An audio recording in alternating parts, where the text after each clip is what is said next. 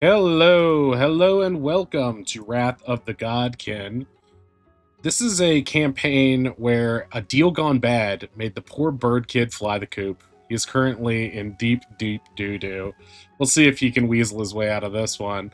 But first, say hello to Ronnie, who will be joining us later. Waylon, the human paladin, Kelkan, the Furbolg druid, Oz, the Kenku wizard, and Affinity, the tiefling bard. Our heroes are experts at getting themselves into trouble, but before they do exactly that, let's remind you viewers at home what happened previously on Wrath of the Godkin. So last time, Finn failed to convince her gun that she was cool enough to use it. Cal bid a fond farewell to Dr. Wilder, who sailed off to Grand Haven for her deposition on Umbraluxes. Wade got the town excited to participate in a wrestling contest to vet new city guards. He also suggested mud wrestling.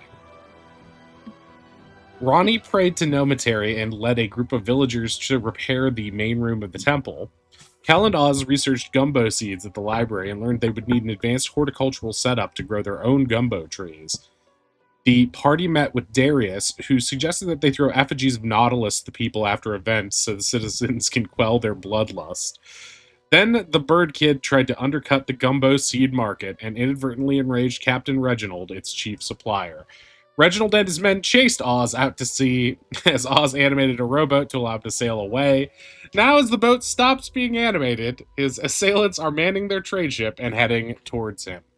Here we go. It's Summerfire 3 Amp, aka Wednesday at 9 p.m., and the party is enjoying some rustic revelry. Well, maybe not. Not anymore, right? This might not have been updated. What time is it now? It's much later, right? It is much later than that. I thought it was the next. Oh, that's right. That's right. It's like we are 3 days out from the festival, so we are unstuck in time right now because we were doing downtime activities. So currently, it's 3 days away from the Champions Day festival, and yeah, Oz, you are currently in your boats, and people are, manning up Captain Reginald's ship, and they are attempting to come after you. It takes a while to get a big ship like that up and running, but there were some crewmen already aboard that you met earlier. One of you did. So, how are you gonna handle this, bud? First off, the songbird flute doesn't have a listed range. I'm assuming that's not on purpose. The songbird flute. I gave that to you a long, long time ago, right? Let me double check. It's oh no, songbird flute is something that you got just recently from the haunted mansion, right? Yeah, no, that's a more recent one. Got it. Pull it up. When played, it will make a magical songbird fly around a target for 18 seconds. I would say that the range on it is dependent on whether or not the target can hear the sound of the flute. Um, since it is a homebrew item, so it requires, in order for the bird to target somebody, they need to be able to hear that note. Um, So it is possible to do so, but yeah, it might not work uh, if the roar of the ocean waves or if they're too far away, if there's other noise. So right now you've managed to get pretty far apace, but at this point you're just sort of like floating in the water um, as they get ready. You get the sense that they probably wouldn't be able to hear you at this range. However, if you wait for them to get a little bit closer, you could probably uh, at least hit anybody on the bow of the boat. Though you might have to wait a little bit longer to get into a little bit more of danger range. God knows that this thing has cannons on it. You're not really sure. Um, but it's possible to make it work. But you're guessing it's a little bit out of your range at present. Alright, I was gonna skip that for now. He sticks his little head over the front of the boat and is going to try to contact his bestie Barney. Ah, Barnacle, you would happen to be nearby, would you? I think I got some snacks for you. Okay. You feel a rumble in your consciousness, as if almost like something is a portal in your mind is opening up that had been closed momentarily, and you can hear the Barnacoth, who is currently 2 nautical miles away from you right now. Yes, I can hear you, my family member. How are you? Oh, I'm doing okay. It's been a pretty fun day. I did happen to, annoy this like entire merchant crew, pirate crew. I'm not quite sure, but they could make a good snack for you around the water. Understood. I shall make my way towards you and destroy all who come in your path. Oh, that's so nice of you. Okay. Just note that Ronnie can't hear this, and playing Ronnie can't hear this. So there's a double moral crisis of, oh no, the train was late. Okay, so right now, not Oz, you get the sense that um he's on his way, but no, based on your previous communications, actually give me an intelligence save. I want to see how specific of information you would have. I know it's your stat, so hopefully this will go well. Okay, great. So you know that he probably won't get here. If he's probably going to move pretty fast, but it might be 30 to 45 minutes before he arrives. All right. Well, it sounds like Oz gets to go on a fun adventure. Okay, Oz, how would you like your fun adventure to start? Oh, let me look at my spells for a second. All right, while you're doing that, what's everyone else doing at present right now? Where did we leave the rest of our party members who are still here? I don't remember what Ronnie is doing right now. I think because. Ronnie Go ahead. Ronnie overheard Oz and Wei talking about the scheme, and they purposefully speed walked to the church. Oh yeah. Which scheme? The scheme to the gumbo seed scheme. Oh, gotcha. It was at the very beginning of the conversation. As soon as Waylon got in, Ronnie got out, and and I think the rest of us are just chatting at the inn and having breakfast or whatever meal is most appropriate. Right, Yeah. right. I think you guys had a conversation with Darius, right? At some point at the house prior to this. And so it might be, in my head, it's like 1 p.m. right now. But this is sort of downtime, so time is a bit nebulous. Doesn't matter that much. Let's just say it's the middle of the day. Okay, so at present, a small crowd has gathered to see what's going on, especially because the Bird Kid is involved. Kids are cheering from the banks for the Bird Kid to make his brave getaway. Not really sure what's going on or the context of anything, but they're pro Bird Kid. Most people are.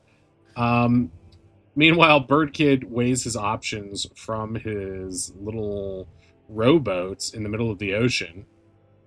From the look of that shark stamp just near him and the giant floating anchor, these are dangerous waters. What would you like to do, Oz?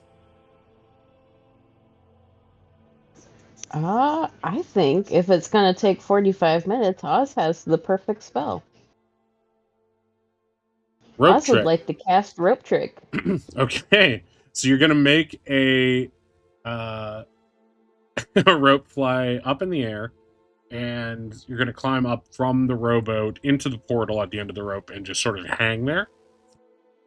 No, he's gonna hide in there, but he's gonna like jingle keys or something every once in a while to keep their attention so they don't go too far. Basically, oh, the spell's gonna end. Oh, you can't get me. Okay. Um.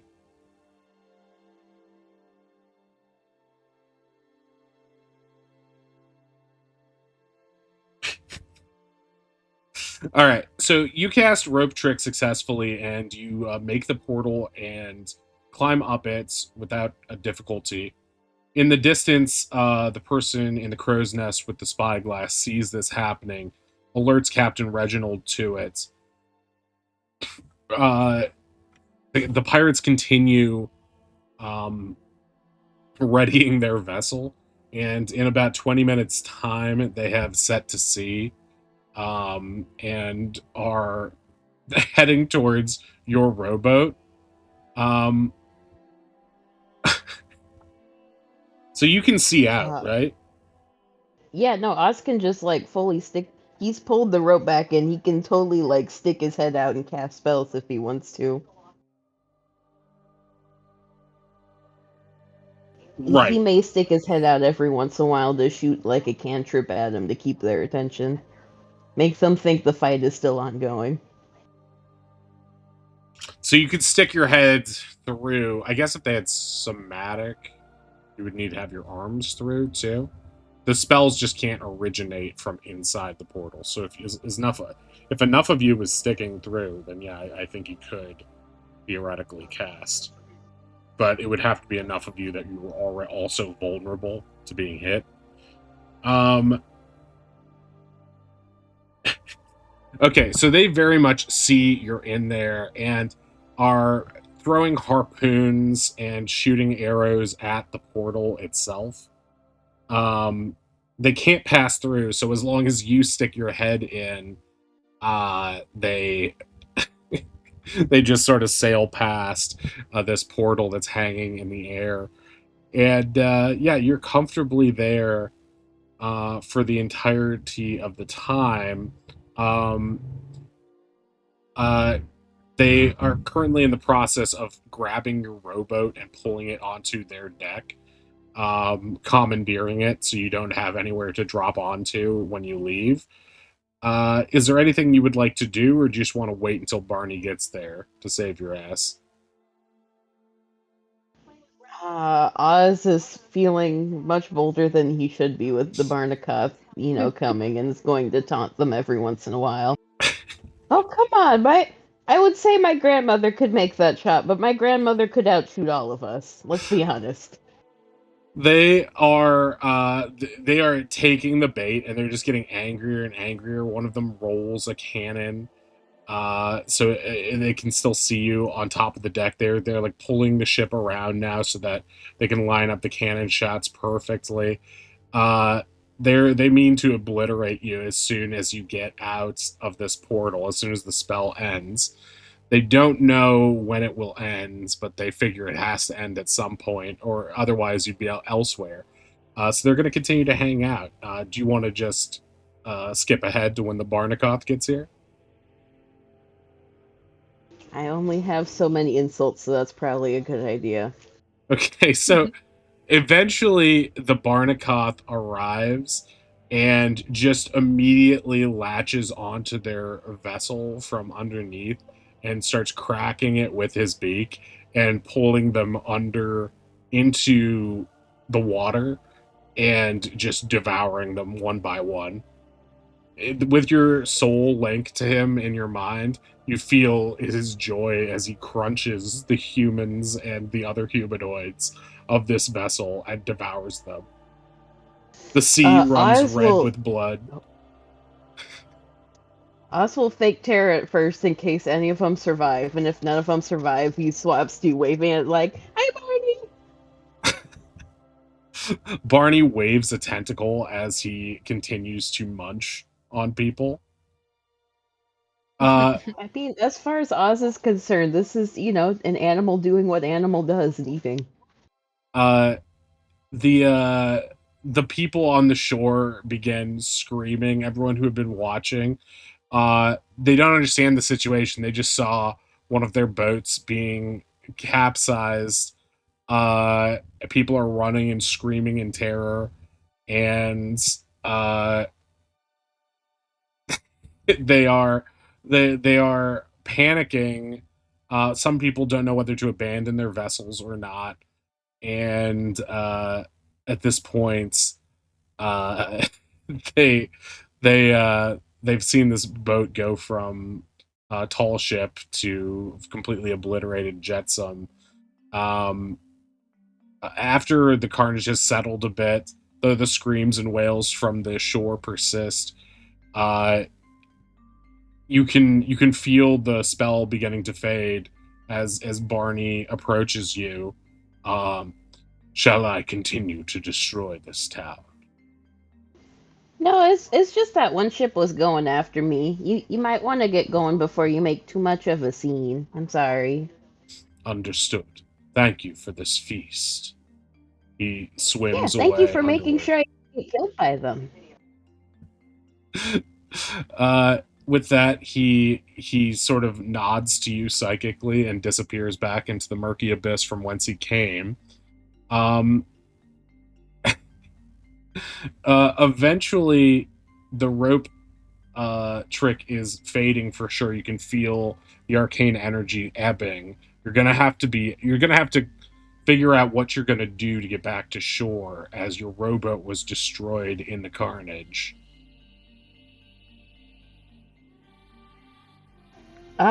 Oz will just, since we've established it will float, he'll just do his Autolux Resilient Sphere and just hamster ball his way back.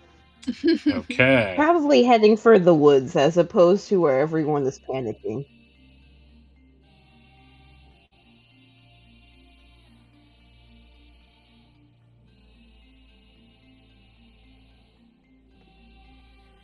Okay. So yeah, everyone is panicking. You slowly roll your way back to shore, and people begin to applaud, and they begin to cheer for the sole survivor of the Barnacoth massacre. Um, they start cheering, happy that the bird kid has somehow survived, while some are already making funeral arrangements and mourning the loss of the dead. One of the major ship routes of carrying gumbo seeds and other tropical goods from the southern continent has been destroyed, along with a lot of the charts that were on the vessel to reach those places. This could have negative repercussions for shipping in the area, but there's also some joy that the bird kid lives and somehow survived through the cleverness of his magic. They don't seem to understand. Um, they don't seem to understand exactly what your role was in in this situation. Um, but uh, because of the relief and the emotion there, it doesn't seem like anybody has pointed any accusing fingers at you for the time being. Make Uh, an Oz Oh, would sorry, go like ahead. to address the crowd. Okay, great. It it has, that was real scary. That was a big loss. I don't know, they seemed like a merchant ship maybe, but that's opportunity for other people to get a ship and go establish that trade route.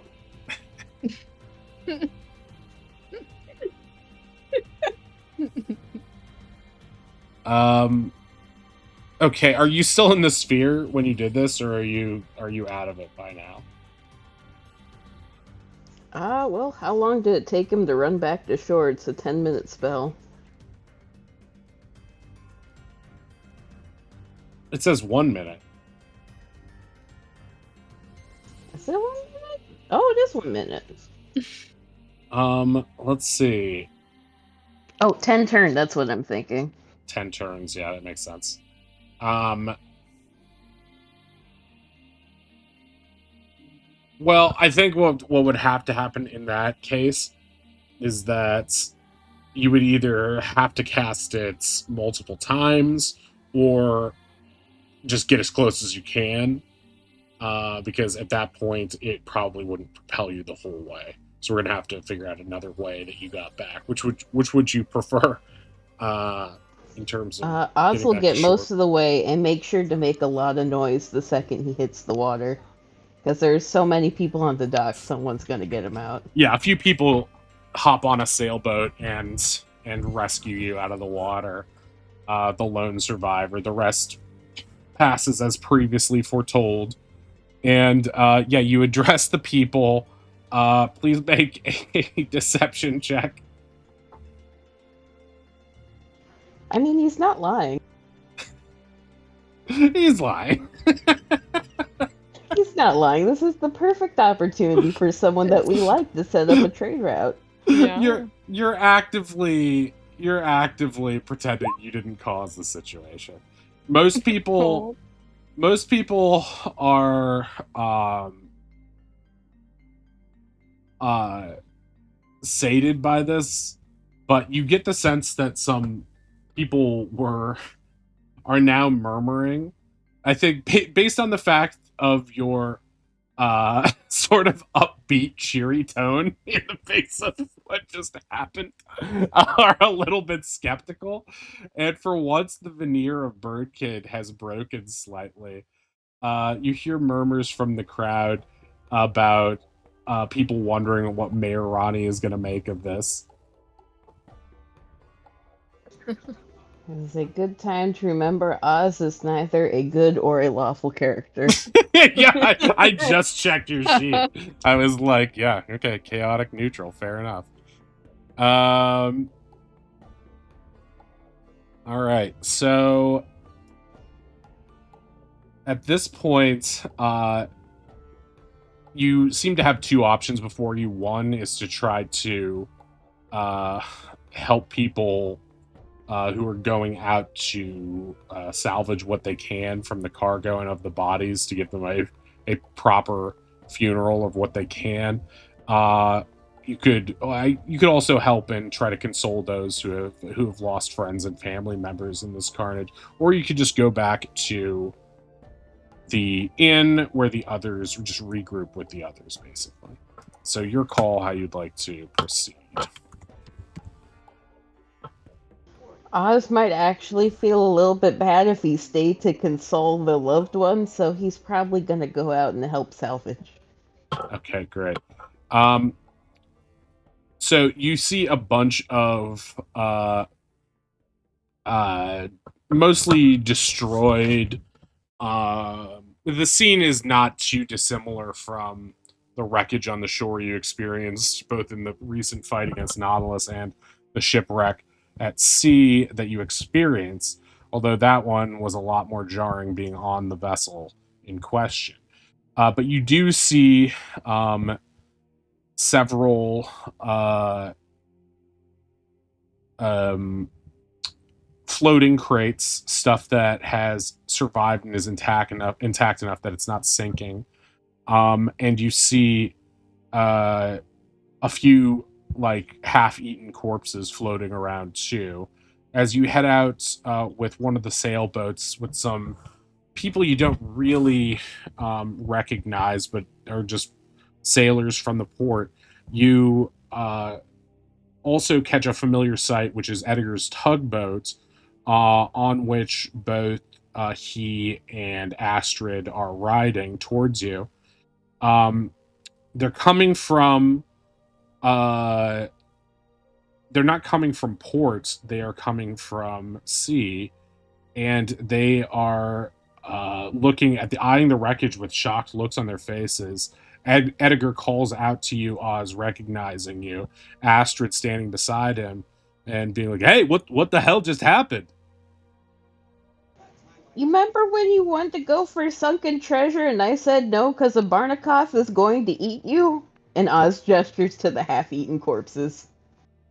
Wait, that Barnacoff came back here? I thought you were friends with it. What happened? By friends, you mean we barely avoided death from it. But this is what it does.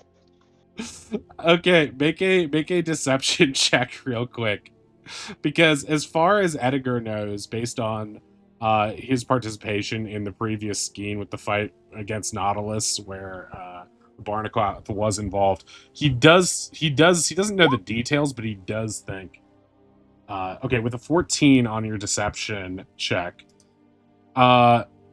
Edgar knows that you're lying because he knows better, but the other people aboard the vessel think Edgar is lying. They think he's either exaggerating or is completely wrong about you being friends with it in some way.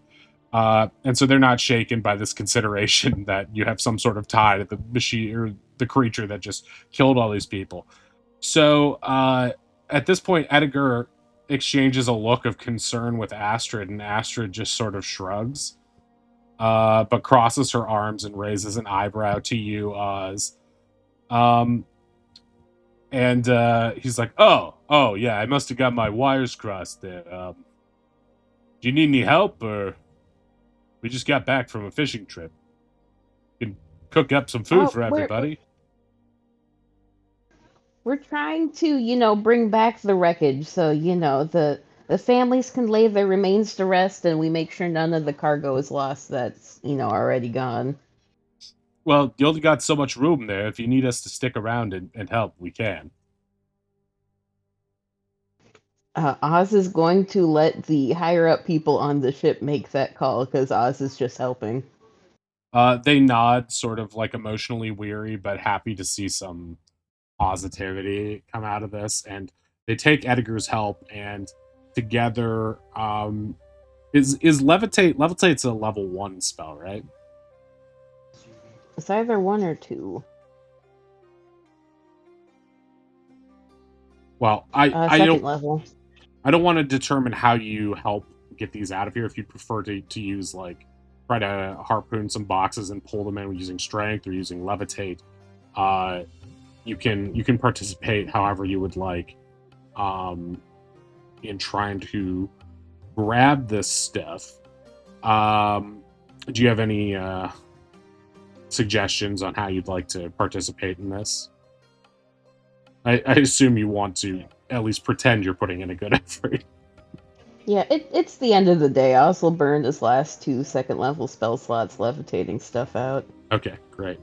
So you amaze some of them with your ability to pull some of the harder to harness crates and belongings from the waves. You also help a few of the men pull out one of these like half-eaten corpses, the bottom of it completely gone. And you recognize it as one of the men from the bar who pursued you, one of Reginald's right-hand men. And you, as you look at the corpse dead in the eye, please make a charisma save.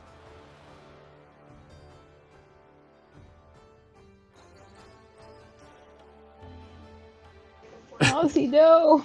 The others can see that looking at this guy who was once alive a few hours ago and is now dead, basically by your command, it kind of turns your stomach in a way you weren't prepared for. You thought you had control over this situation. You've been sailing pretty well, skating by, and you just get a little bit sick to your stomach seeing just this corpse of this person. And one of the sailors puts a hand on your back and is just like, it's a hard sight. Forget sometimes, since you're so legendary, that you're still just a kid. Let's head back, everybody. And with that, doing the best they could for now, and leaving the rest for other salvagers or the sharks, you head back to port. Before, as everybody's saying goodbye, are you going to stick around with them or head back and meet with everybody? Oz is unusually quiet on the way back in after that moment and is just going to kind of make his way back to the party.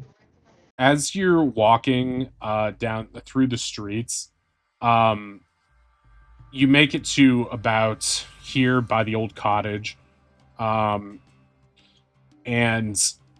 you hear, once you're sort of in an isolated part, you hear a voice behind you say, "Hey, If you turn, you see Astrid, arms crossed, looking at you. You've never really had a one-on-one conversation with Astrid. She doesn't really have conversations in general. So the fact that you're being addressed by her is a little weird. You don't have a great vibe check on her, or you don't know whether or not she cares about Birdkid as a concept or even cares about your shenanigans. She sort of has a no-nonsense attitude. And she's looking at you with a look of judgment. What was all that about? I mean, I could explain it if we go somewhere a little bit quieter. Make a persuasion on that.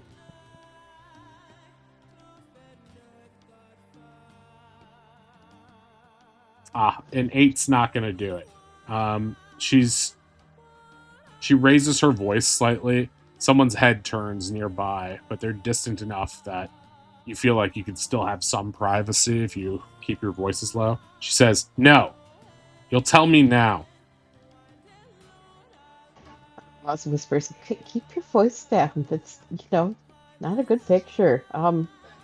They were chasing me with the full intent to kill me. That's why I was in the middle of the ocean.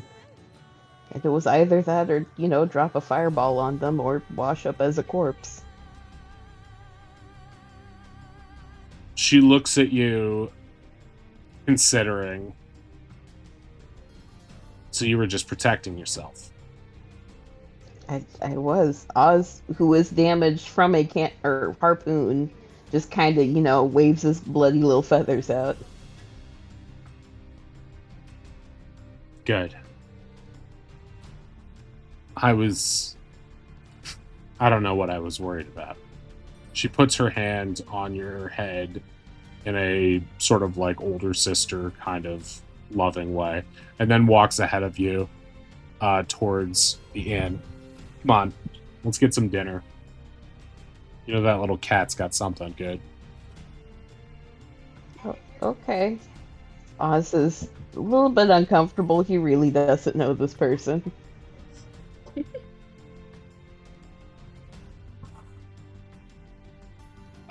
Okay, so you guys, you guys meet up all together at the Squawking Sailor for dinner.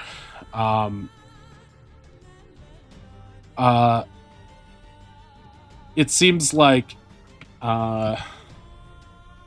Astrid is sort of eyeing you from the side of the wall where she normally perches, and is sort of expectant about you informing the others what just happened, seeing as the fact that you are injured.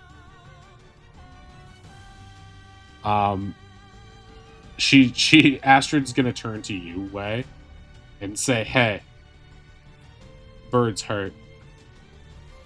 What? Oz, what the fuck? I'll be fine. I'll sleep it off. No, Oz come is here. actively bleeding from somewhere. I'll sleep it off. I can literally heal you. What happened? And then I'll tattoo I'll be and honest, just... It is really hard to explain. I'll just tattoo and be like, "How did it go with the captain? Did we get a good deal?" I mean, in a way. We've eliminated the competition. Sweet Fabian, what did you... Just, again, in the tattoo. Sweet Fabian, what did you do? My ears are ringing. Well, to make a long story short, we now have a wonderful opportunity to put in place a merchant that can go to the southern that we like. Holy shit. It wasn't on purpose, I promise. This was not my plan. In some ways, I'm kind of impressed by this, not gonna lie. And then I'm just gonna... I go over and I'm gonna heal him, 10 will do ya? I'll stop the bleeding. As Wake gets close, Oz grabs the collar of Wei, pulls him close with, kind of terror in his eyes. Their corpses were half eaten. What he's whispering this. Their corpses were half eaten, Wei. I don't know what I've done. Yeah, that's not great, dude.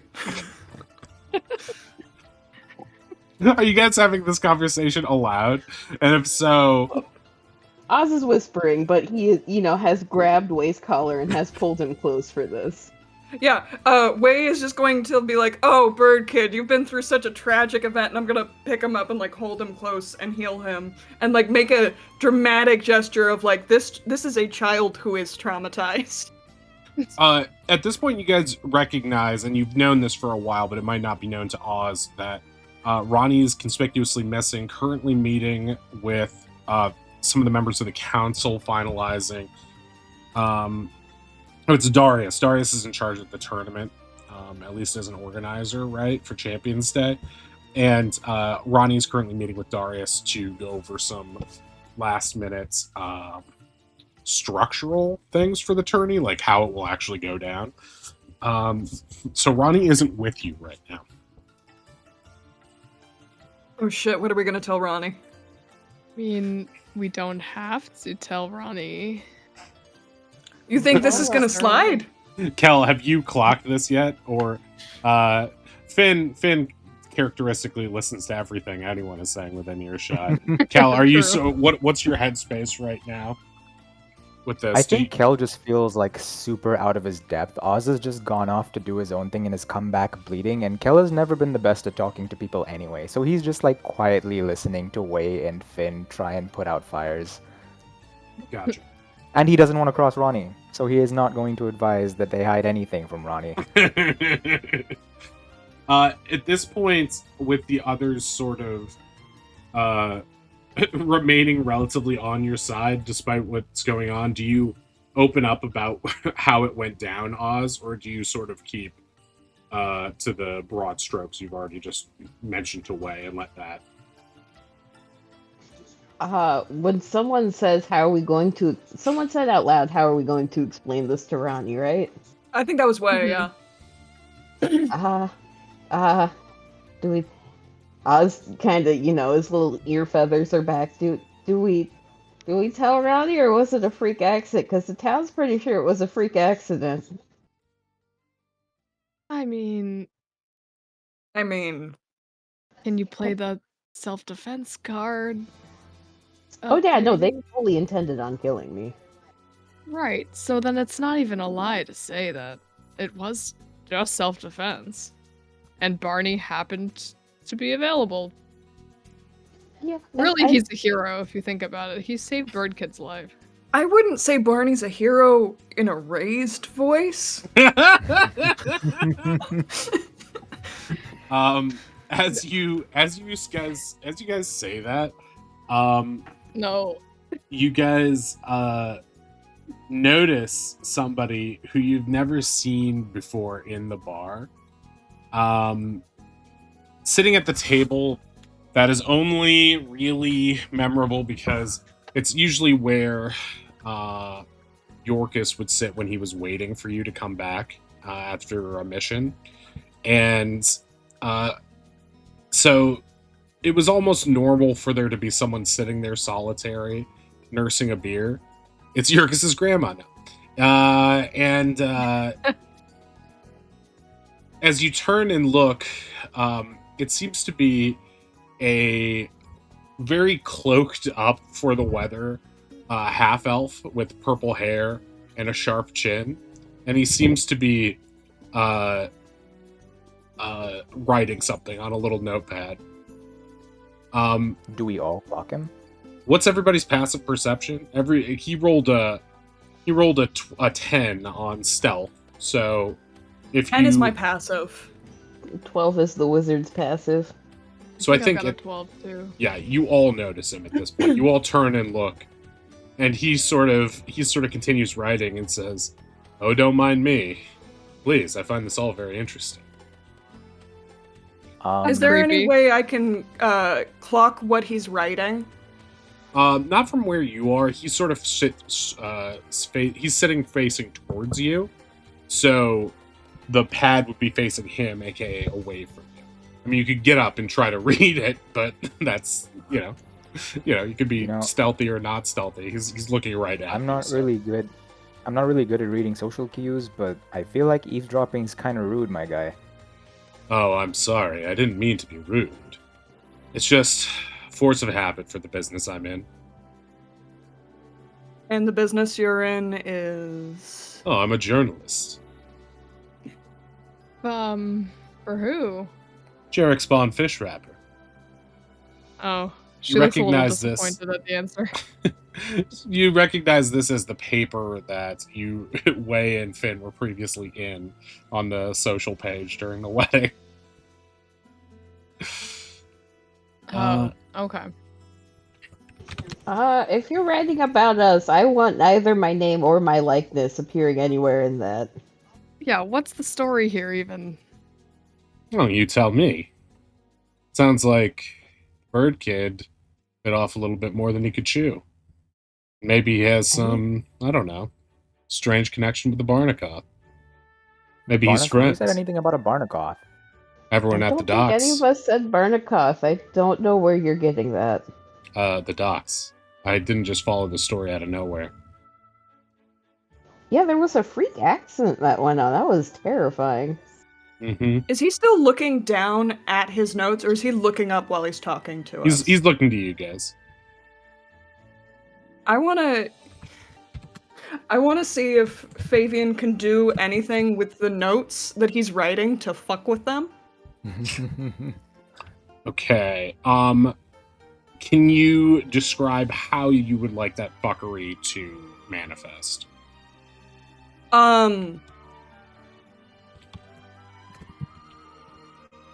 Well, there's the classic spill the ink so the entire thing is ruined and he's gonna have to go on his memory. I'm also wondering if Fabian could, like, write in a couple, like, little extra details that are clearly wrong to discredit the story for later.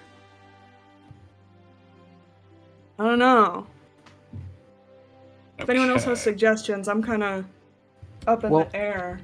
Above table, how much of the village, I guess, how much of the town saw the Barnacoth fighting with us against Naughty? Because if they saw that, then maybe this isn't the worst thing in the world to happen. I mean, it's a little... It's not going to be super great for a reputation of... If the Sahooligans don't like you, they'll summon a Barnacoth to murk you at port. Right. Is that the worst thing? Yeah. Are you guys having above game table, or is this... I'd like to believe this is above table. Yeah, this isn't in character. Yeah, I was gonna say.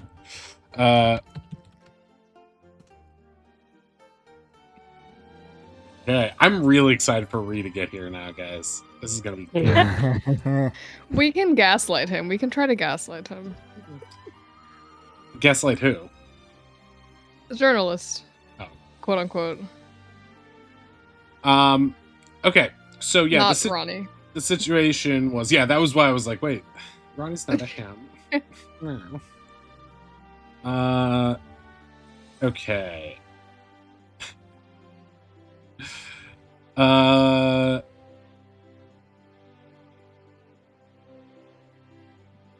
Oz has done it again.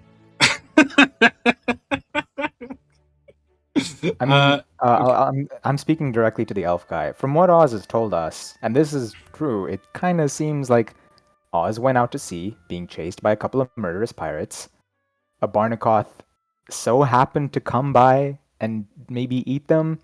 I mean, listen to Oz. They seem pretty traumatized by what happened. Do you think that's the work of someone who actually wanted to murder all those people? He looks at you, and he's using a pencil right now, and he's like, he's chewing on the eraser a little bit. He's thinking, Hey. He looks directly at you, Kel. Wasn't there like a Barnacoth in a fight you guys were in previously? Against a certain godkin? What's his face? I forget. You're a journalist for the city and you don't know who Nautilus is? Make an insight check, Cal. Oh, he's fucking with you. He's clearly, you've been around, you're innocent and naive, but you've been around the block with these schmucks long enough now, and especially in this town, to know when someone's being sarcastic. He's perfect. He's purposely being faux. He's faux himbo right now. Kel pulls out his own notebook and begins scribbling nonsense just to one-up the guy. Oh, let's get back to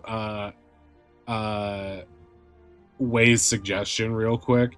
So the situation we're leaving is that this reporter has asked, or basically suggested, that you guys have previously worked with the Barnakoth, sort of implicitly tying you guys to the Barnakoth with some sort of relationship. Prior to this, in the background, while Kel and this crime reporter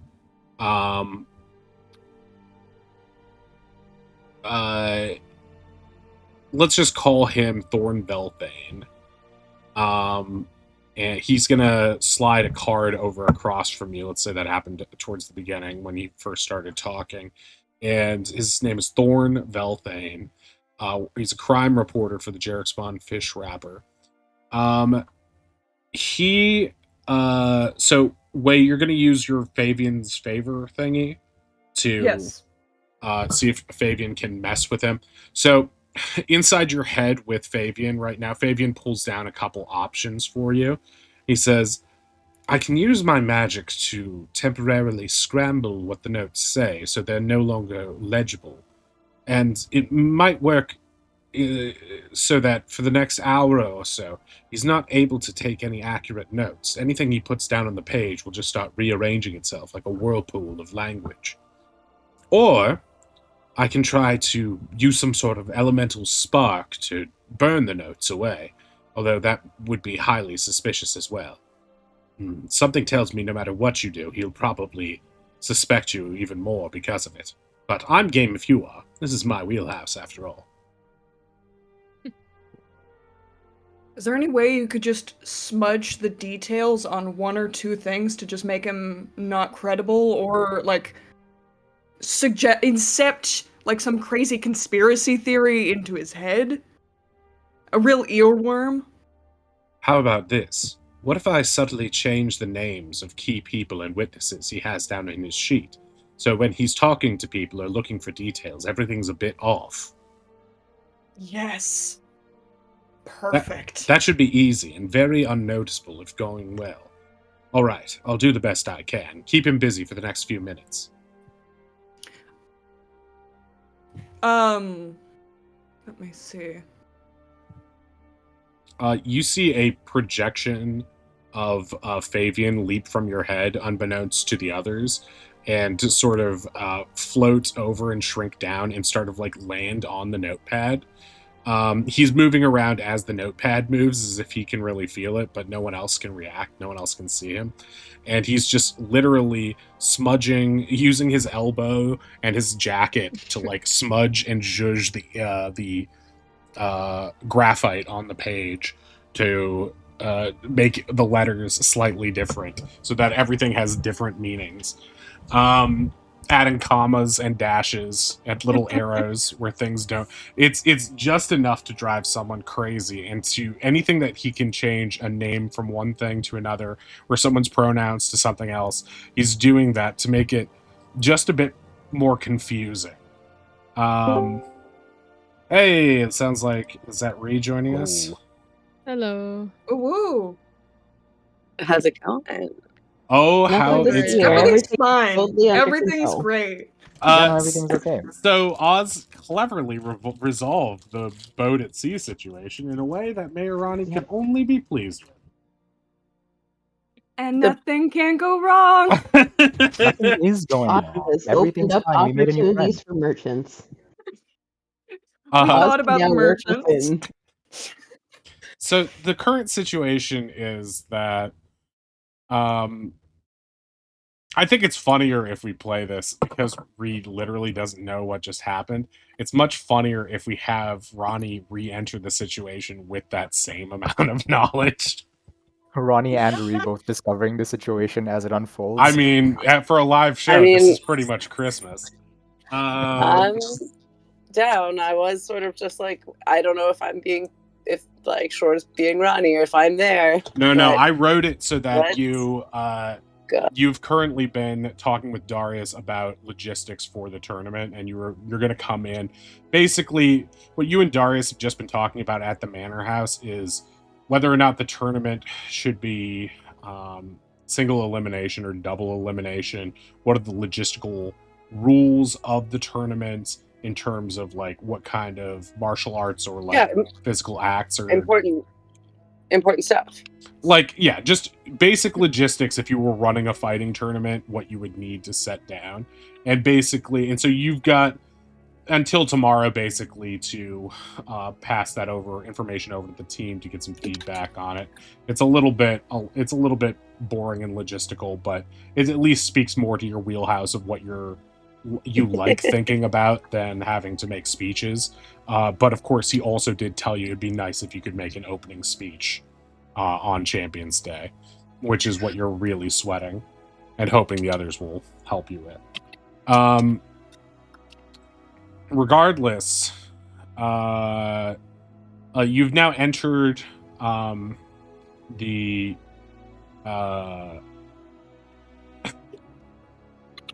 okay, I'll let you decide. Darius still wants to talk to you about this, and you're a little bit worried about having to give the speech. Would you have parted ways with Darius outside of the mansion after the council meeting, or would you have invited him to come back with you to the tavern to continue talking about it with the others? I think probably we would have parted if I'm feeling also like anxious and like, all right, I need to go, talk that through with everyone. And I don't think I appreciate his work ethic, but we're not like Chums like that. Yeah. Okay, so you return to the Squawking Sailor alone. When you enter in, the place seems to be buzzing with activity. I need everyone but Ronnie to make a charisma save as Ronnie enters the room.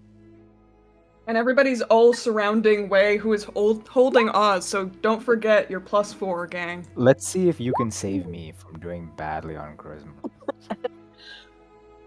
I'm gonna say if it's against Ronnie, Oz probably has disadvantage here.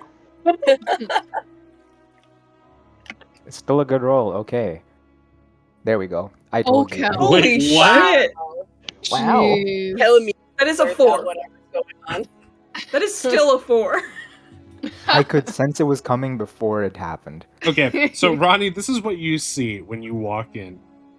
You see on Oz, you see Oz smiling happily, blankly, pleasantly, as usual. On his right side is Wei, wrapping an arm around him from one side. On the left side is Finn, No. wrapping around. Wei's like full on holding Oz like a child that just fell. You Like full swaddling on in him? his arms. Yeah, I'm like cuddling up with a traumatized bird kid. Finn is flanked on the other side. You guys are posed as if you're like on the poster on a billboard for a new Full House style sitcom. Like, you look so wholesome and couldn't be even, you couldn't be ever accused of a misdeed. And I will say though, Finn is also probably glaring at the journalist. this is just the moment when Ronnie enters the room. This is what Mhm. Ronnie sees. So what Ronnie would probably see is you going from glaring at the journalist to this tableau that suddenly presents itself.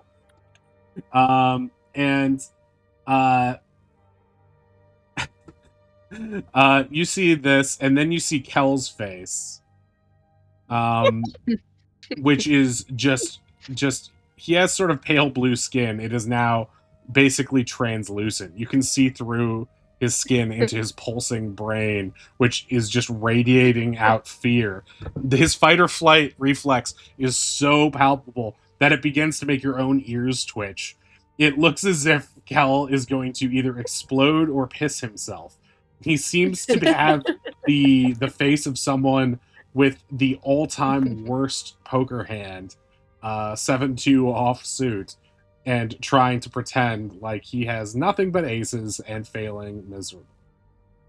To Kel's left, you see a person you don't know, a stranger, a suave, purple-haired, trench-coated half-elf, who tips his hat to you in sort of a lackadaisical show of respect. Mayor Ronnie, he says. Oz sniffs a bit, points to the cloaked man. Roddy, that mean guy's threatening to write mean words about us that aren't true. Yes. The journalist begins to chuckle. Oh, is that what I'm doing? Well, I'll tell you what, Bird Kid. If I ever write something that's not true, you just let me know and I'll take it out of that newspaper. How's about that? Hi. I don't think we've met. Can I? Ronnie's just been like standing in the doorway, like frozen. Also, like what? Wait. Can I just quickly tattoo Ronnie? Just be like, I will explain in a moment.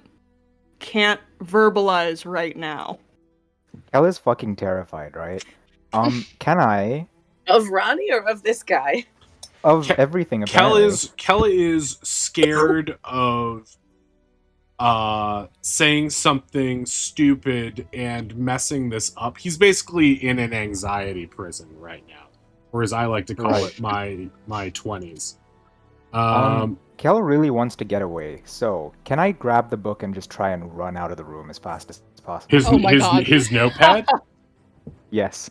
Okay, which way would you like to escape? Out the way past Ronnie in the doorway or upstairs? Away from Ronnie, I think. Holy shit. At this point, Kel is unaware that Fabian is currently messing with the notepad. Right? Right. Oh shit. Okay. Probably. So, please make a sleight of hand check to try to steal the notebook. Okay, you easily grab the notebook as he is not expecting this. He momentarily I wasn't expecting this. Only known to Wei, but not visible to Kel, is that Fabian is clinging on for dear life to the pages of the notebook. Wei, you're watching this with a slightly raised eyebrow as if you're like, I can't react to this, but is this important or is this just a bit? He lives in my head. Is he physical? What are the rules of this, Shore? You demand to the heavens. Is he in danger? Am Do I need in to save danger? him? Does he contain my Kidnap? cells? How does this work? Stupid lore. He's scrambling. Must work hard for Wei. You think he might be laying it on a little thick. All right, Cal, make a I guess I'll let you decide how you want to do this, but you know this place. You've lived in this place for a while. Right. And so you know it pretty well. So your options are, if you want to get away from Ronnie, there's like... Actually, you haven't spent that much time in the kitchen, right? So... Not too much, but if we're in the tavern, I think he's gonna try and run up to like Dr. Wilder's old hostel room and kind of shut himself in there. But that's in the Seafarer Bazaar, That's the right? Seafarer You'd Bazaar. have to- You're at Squawking you'd have to Sailor. go- Oh, right, the tavern. Yes. We're not in the tavern Yeah. there. Okay, Yeah, right, we're somewhere You're else. over here. Then I guess it's just less. Yeah, it's a less oriented effort to get away. So your options are, to get away from Ronnie, your options are go upstairs, try to get into your old room, and then maybe jump out the window somehow, or hope, I think so. or perhaps go into the kitchen and see if there's a back way out of there or some sort of back window. You're not sure because you haven't spent that much time in there, but there might be. Kitchens sometimes Cal have them. isn't actively trying to flee super far away. He's just very anxious and wants to get away from the situation. So I think shutting himself in the old room would probably be more like what he's trying to accomplish here. Okay, great. You run upstairs and you see the old room slightly ajar. You enter it to find several women scantily clad in the process of changing. They look like they're getting ready for a night on the town.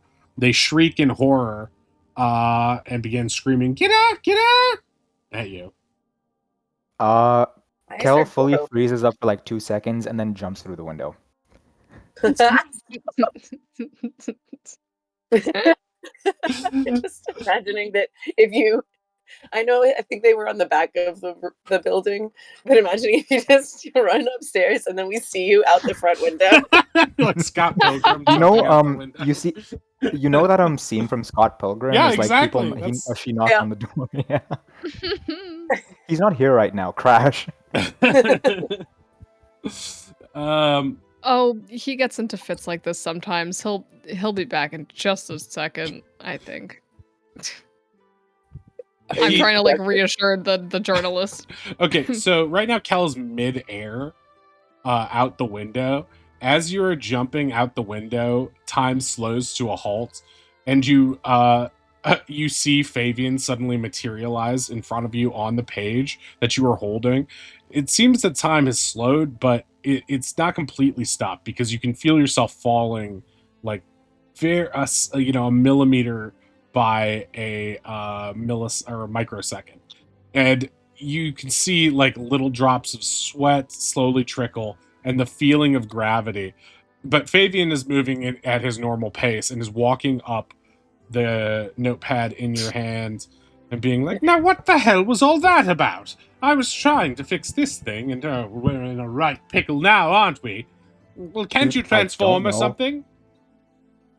I guess I could try. I just freaked out. I couldn't handle being there. I'm sorry. I can try to transform though. Elk, bird. What do I do, Fabian? Help! Elks can't fly! He's shaking you. You're right. You're right. Hawk mode. Go.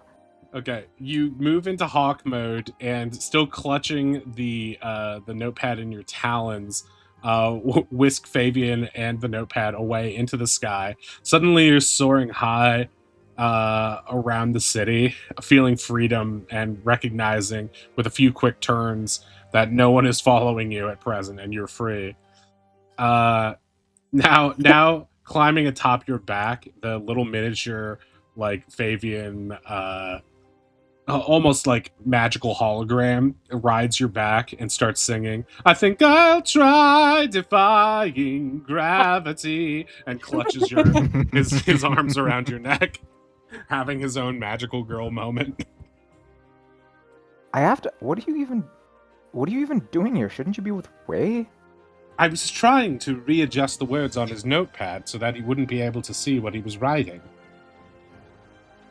Oh, I fucked everything up again, didn't I? Well, if he doesn't have the notepad, I'm sure there's no way for him to have a second notepad. Meanwhile, back in the tavern, the journalist reaches into a breast pocket of his lapel or of his interior jacket pocket, and pulls out a second notepad and just begins God fucking damn it. writing where he left off. And You know, there's way more interesting stories. Like, have you heard about the underground pickle conspiracy? Oh yeah, that guy got shut down though. Well, right, but who knows how deep the pickles flow? He sort of was- stares at you. Unbeknownst to you, on his paper, there's a word that says innuendo ? Damn it. Can I actually ask you just like a personal curiosity question? He looks around me. Yeah. Sure, go right ahead. On the record or off? I mean, I don't know if this is really pertinent to the story that you're writing. I'm really just curious. Mm-hmm. What was it like being a crime journalist in a town run by pirates? You know, I have to thank Mayor Ronnie for that. I was really only allowed to report about the poor and how they were the cause of all the crime. And that only the proud Firebeards would keep us safe. Blah, blah, blah. Boring. It's nice to be in an age of freedom of the press. Thank you, Mayor Ronnie. It'll be a real shame that I have to take you all down. He licks his thumb and turns a page. Begins writing some more. What do you mean, take us down? We literally saved this place not that long ago. With the Barnacoff Also, that I'm you sorry, control. Why are you? What's wrong? Oh, Mayor Ronnie's Ronnie. getting there with their hand out. Still. Well, if I listened to your friends, they'd say nothing is wrong, right? At this Is something point, wrong? No, something is wrong. Our wizard just got traumatized by the Barnacoff attack at the docks, and also he was attacked by pirates. Yeah, I got chased out to sea by pirates, and then a freak Barnacoff accident happening, and now people are yelling at me saying it's my fault. at this point, Astrid is going to pipe up from the side of the room and be like, "Wait, so that wasn't the Barnacoff that you control?" Why does everyone think I control a Barnacoff? I'm a wizard. That's not what we do. Make a deception check. 10. You just hear Thorn Velthane, crime reporter from the Jerk Spawn Fish Wrapper, murmuring aloud, Barnacoff, he controls, as he's writing it down. I shoot a look at Astrid like, dude, what the fuck? You know what this guy reminds me of? If you've watched Scooby-Doo 2, the fucking James Gunn movie, Oh it's my like God. the journalist woman who just takes everything out of Literally. context. Yeah, right. Yeah, that was great. Well, here's my question for you, sir. What's the big deal if he does control the Barnacoff or they have a relationship? Why does that bother you? Confirmed relationship controls No. Barnacoff.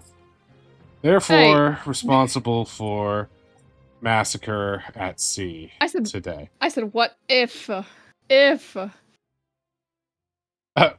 Have we read the fish wrapper? Like, is this the same place that frog gossip yeah, it Yeah. is. is? Yeah. It's the same. Yeah, and at this point, so Ronnie, you are at the time you were kind of distracted by the fact that you have to write this big speech, but now you're remembering that as you passed by the docks today, it did seem like everyone was clearing out debris and that one of the ships had gone missing. You're starting with the implication of some sort of Barnacoff related disaster at the docks. You're starting to piece this together in real time. Please make an intelligence. Actually, no, please make a wisdom save.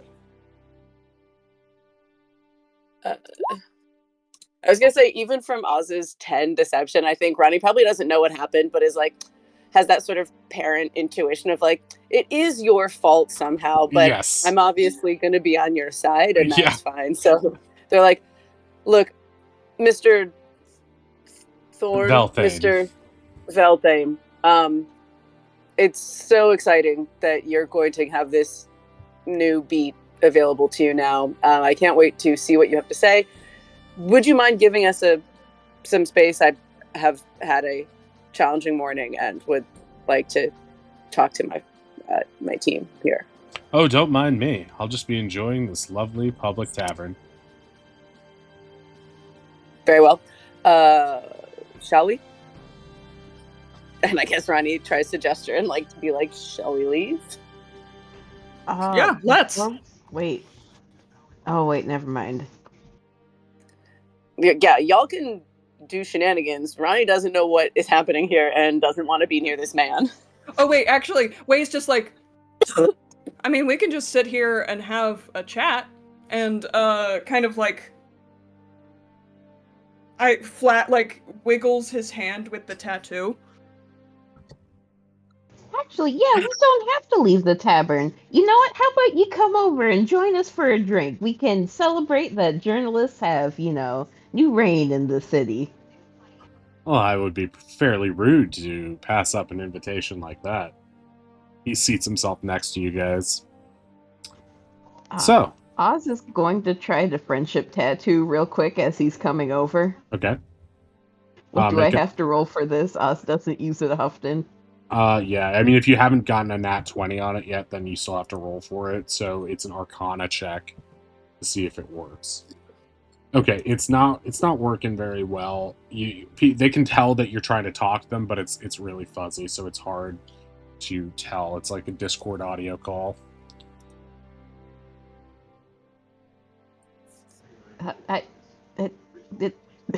All you can make out Oz say through the fuzz is "get him drunk." drunk. Perfect. Finn's like on it, So- starts getting drunk. I heard what you wanted me to hear. Actually, so.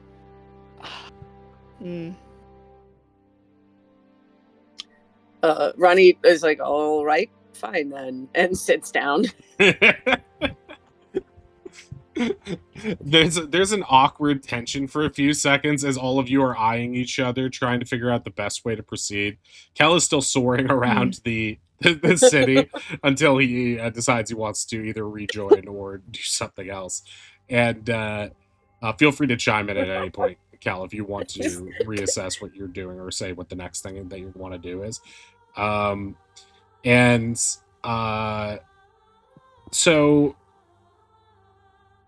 this is awkward tension. Ronnie's still not 100% sure what just happened.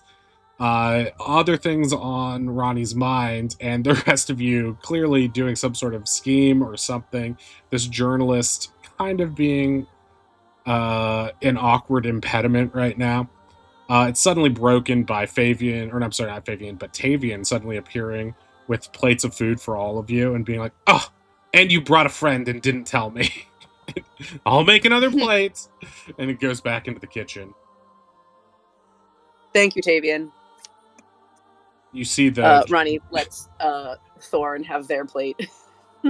Oh, that's so nice. Let me just get this note down. Child labor. Where are you from? Here. Oh. How does it feel being the most the city, annoying the person continent. in town? Been not nice? Ben, come on, he's just got a job he's trying to do. Thorn, can we get you something to drink? Oh, no, thanks. I, choose my limit.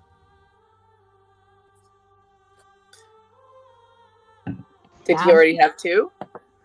Unclear. Well, he's great at picking out drinks. Let him get one for you. He I'm a root beer float kind of guy. He starts making some other notes based on everything you guys say. It's getting a little annoying.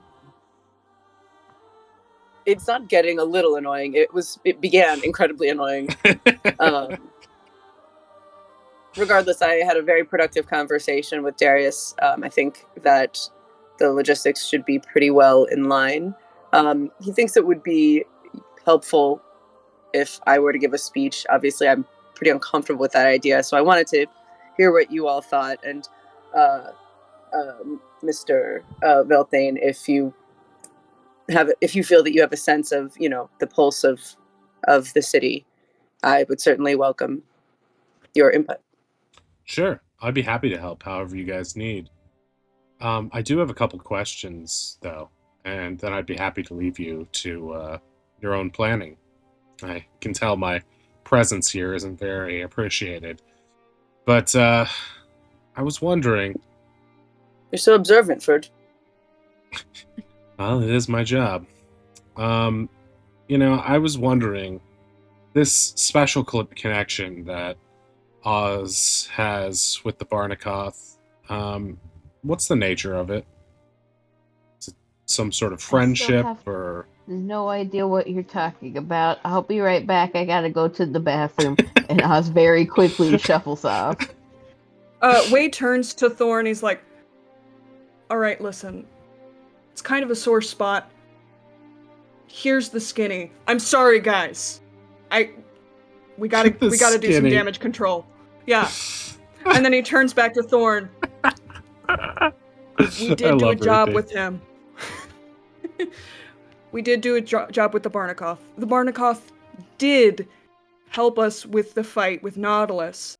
However, we were trying to get rid of him at the same time. You will remember bomb did go off and it didn't quite work. And the Barnakoff may have said something about revenge. Kind of awkward. Oz is still kind of torn up about it. He thought they were watches friends. it. He watches you like carefully, unblinkingly, his eyes tracing your face for any sign of deception. But you can also see, just from your nature and your work as a con man, that he wants to believe what you're saying because you're feeding him so much like the devil. You are mixing in truth and lies in a very convincing way. Please make a deception check. 28. With your deception Beautiful. check, he considers this. So you're saying that Oz does have some special connection with the Barnakoff, but in this Unfortunately, case, one-sided currently. Ah, Bad ex. But, he's a kid and they're not dating. right. All right. I mean, that makes the a thing sort I of say, sense. but not like that. Like So- this, but not at all. So, if I'm to understand correctly, you had a partnership with this creature, and Very then temporary. tried Enemy to of my enemy. betray the creature, and that upset the creature, and so he swore revenge, and that's what we saw today. Yep. I guess I have 2 follow-up questions then. One, if the creature swore revenge and its relationship was with Oz, and that relationship was broken, why is Oz the only survivor at sea today?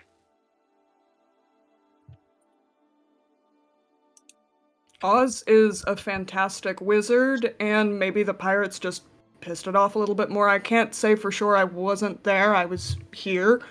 But I've seen that bird kid do some pretty amazing shit.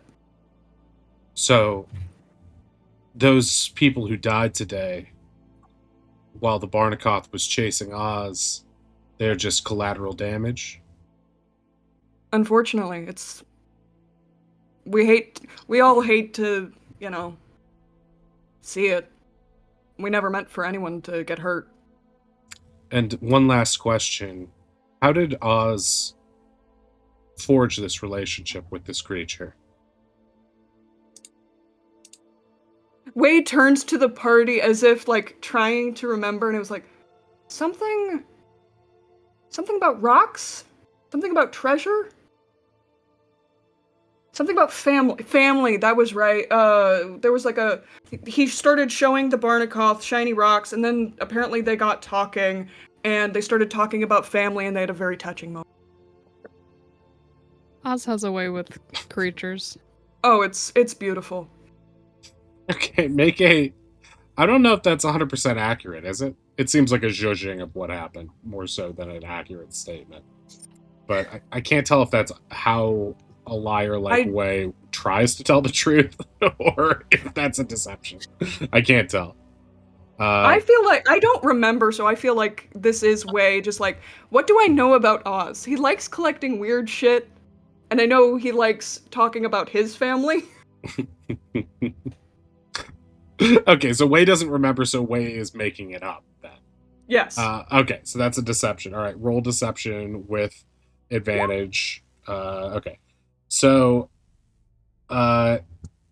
he suggests, he says, you say this sort of rambling affair, and he just sort of chews on his pencil eraser a little bit and goes, so you're not sure either. So it could be some weird power of the bird kid that makes everybody love him. That would fit with who he is, and what he does. All right. He pushes his chair back, takes like a little slice of the steak that's Tavian prepared, and bites it.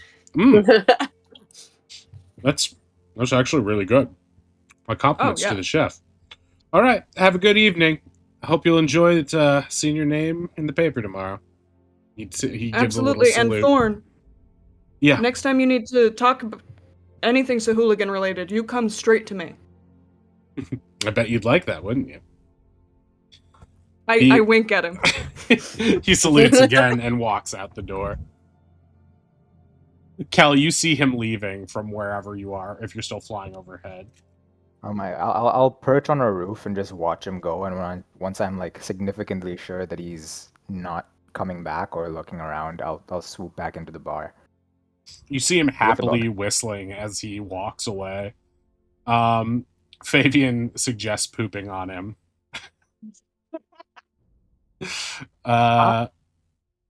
That's...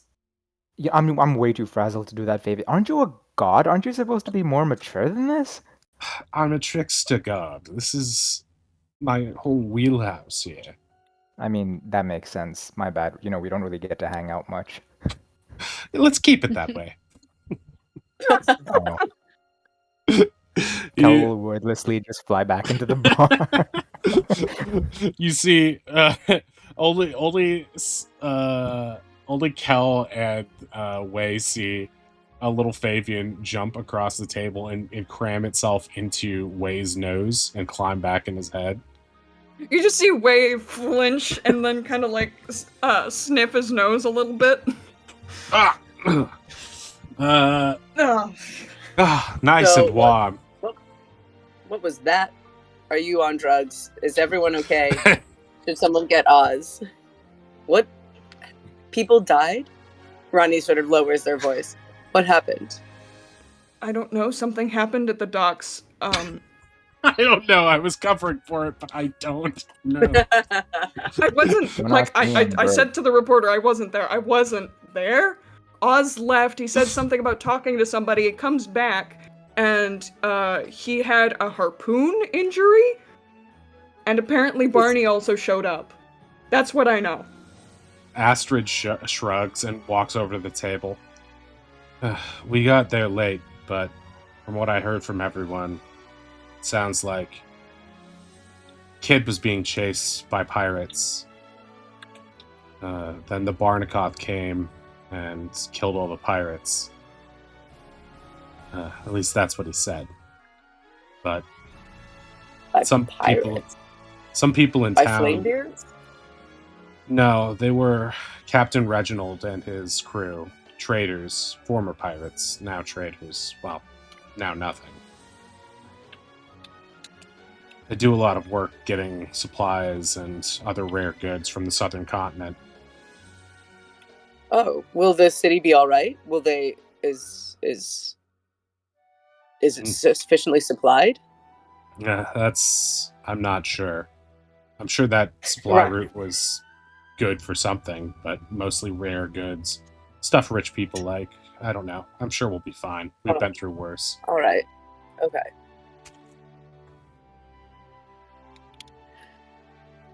Ronnie looks suspiciously at everyone. Good, I just got course. us out of this. I don't know why we got into it, but thank you for getting us out of it. Hey, do you guys Anytime. want to read his notebook and see what exactly he plans to write about us? It might help us get ahead of it. Well, I did feed him a whole new story, so Oh, and Fabian was editing. I don't know if he finished his edits, but You hold it up. It's a lot of gobbledygook with just like right. messed up names. You did a really good job messing with it, but yeah, it's completely useless now. no, it was worth the effort. Has Oz come back from the bathroom? Oz, meanwhile, is holed up in the bathroom in the corner, just having a moment. He has been chased by pirates, harmed by harpoons. He saw a half-eaten corpse that may or may not have been his fault. someone is trying to, ruin Bird Kid fame. He's having a moment in the bathroom. I think Ronnie might be like, all right, well, give me a second, and go and just like again, parent like, hey Oz, you all right in Ronnie there? just hears a loud sniff. What? Do you want me to come in? I guess so. Ronnie like slowly opens, like maybe with a plate of food. Hey bud, and we'll like Oz- sit down next to Oz. In the bathroom? Oz has his little dragon cap off and is like wringing it in his hands nervously. Ronnie, I think I just destroyed the entire food base for the Postal Service birds. Okay. Do you want to talk about how that happened? I just want to get cheaper food for our birds. I don't know how it turned into all this. We're gonna figure it out. We figured out weirder stuff than that. Ronnie, I got an entire crew of people eaten by a Barnacoff. Okay. They wanted to hurt you, Oz. They wanted to hurt you. Is everyone leaning in behind the door? Kel is a hawk also. It is also just like I have phenomenal ears, I assume. Yes, birds known for their massive ears. Well, you can on the plus side, you can see him in the bathroom.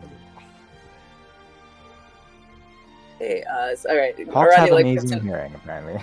Really? arm around Oz, like, okay, well, that's what's happened now. So what's done is done. Maybe let's, we can chat about things like that beforehand if you ever want to figure out, what might be good ways to make sure the birds have food.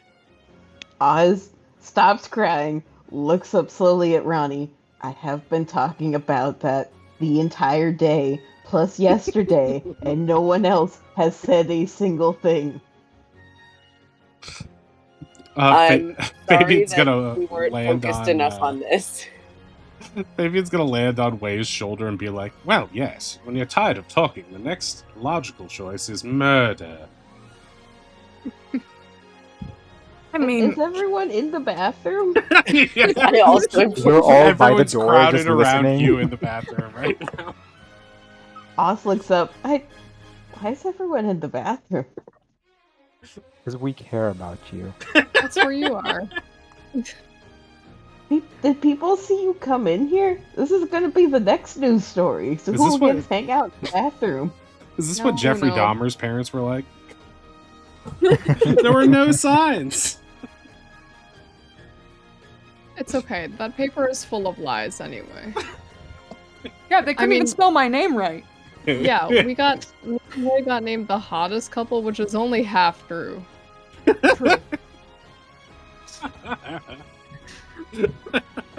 Who's had a slam on way?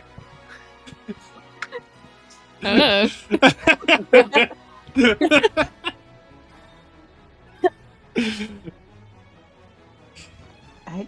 Well, do you guys want to know the actual story of what happened, or you just don't want to know so no one can question you? He's asking if you want plausible deniability. Let's Ronnie wait has to until we think about leave town. pretty seriously.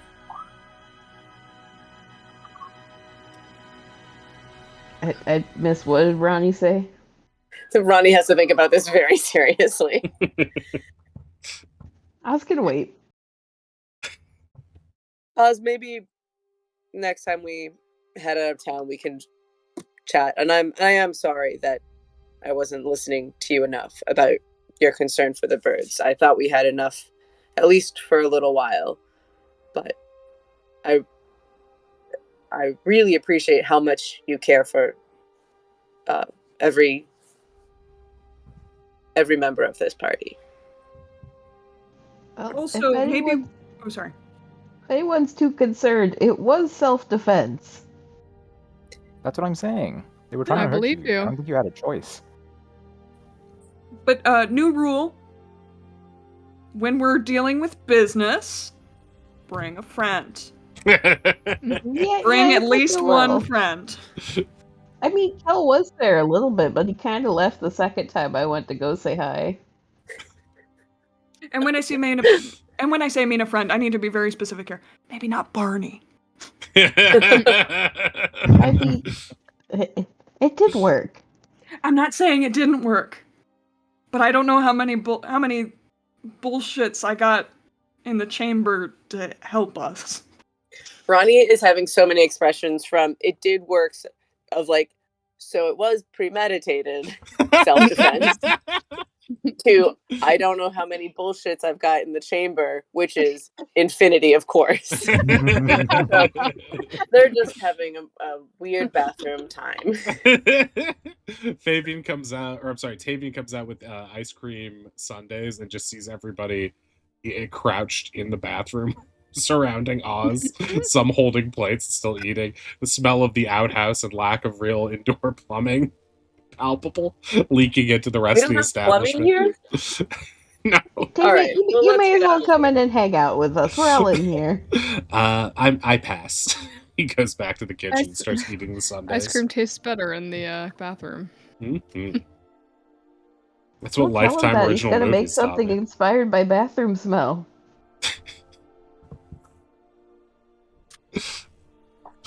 All right. So you guys have successfully comforted Oz, I guess.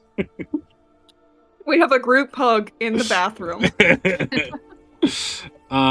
Would you guys like to move on to the next day? It's currently the evening, 3 days before Champions Day.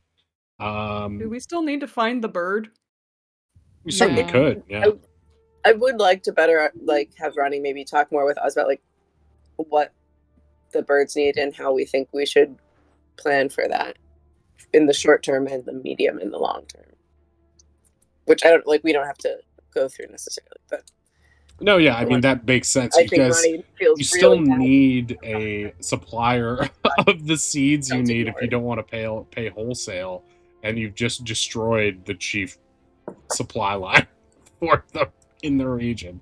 So it's Can we maybe the following day go to his old haunt, like where he was hanging out before he chased Oz out into the ocean, and see if we can find like ledgers or something from where he got? Reginald's? Well, You that would mean? probably be the boats, wouldn't it? Yeah, The boat his that his sank?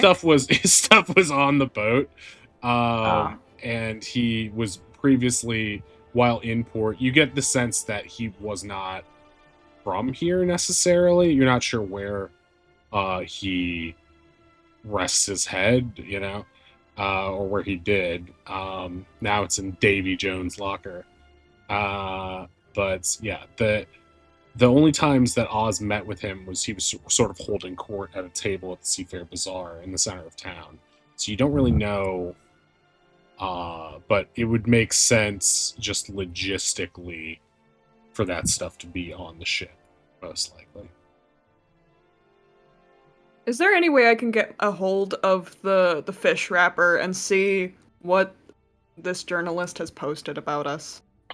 I feel like I need Are we to skipping keep on the ahead to the damage. next day when it posts, or is that what you want to do? Because it'll definitely come out. I mean, if anyone has anything they want to do before the end of the day, please feel free. But I feel like we're not out of hot water yet with that. Yeah. I think I want to go to bed. Let's get you to bed. Okay. Do you want up? No, I'm good. I don't think I deserve up. Oh. As you head up to your room, you immediately run into three ladies who are dressed for the club, who have been apparently changing in your guys' room. They're like, "Do you mind?" Do you mind? They look confused. Are What do you these mean? the same girls? Yeah, these are the same girls you saw naked earlier. Okay, Kel's just a bird. He's not gonna say anything. Yeah. He's not gonna. That's our room? I'm pretty sure. No, it's our. She looks at the door. Oh. Well, it's their fault for not being clear. And they storm out past you. One of Should them not looks at the walk bird in and see all of suspiciously. our stuff laid everywhere and think, "Oh yeah, this is probably a free room." Oh Do yeah, they I have went through some of pockets? it. It was nice. What? You better not have touched my things. Have they they've left, right? Wait, The- is that one of my dresses? Doesn't it look fab? She walks away. my Full God. disclosure, guys, I think I might have broken the window in our room. I'm sorry. No, it was open. It was open. Don't worry. Oh, okay, lovely. As they were passing, one of the girls looks at you, Kel, really suspiciously, because at least one of them had to have seen the person changing as they jumped out the window. And they stare at the bird and they say, "That bird's cute," and they just walk away. Can a bird blush? I assume not, but Is she talking about me or you? I don't know. So with that, you guys retire for the night. Oz, please make a charisma check, or I'm sorry, charisma Oh save. no. +4. Okay. +4 is 16. So yeah, as your dreams start to turn dark, you focus on positives in your life to stave off the dark thoughts, and you are not troubled by nightmares as a result. But you do still have a sort of an icky feeling in your head based on that interaction with the corpse, especially. And just the stress of things and not being 100% sure where the food for the birds is going to come from. You're just feeling like, just in general, even though it was in self-defense, there is this pang of like, ugh, that did not go exactly perfectly. Okay, so the next day, when you guys get up and get downstairs, the tavern's already abuzz with the front page article about Mayor Ronnie's team. It says Mayor Ronnie's team causes catastrophe, with an artist rendering of a Barnacoff destroying a ship at sea while a bird kid hangs from a rope nearby with a smile on his face.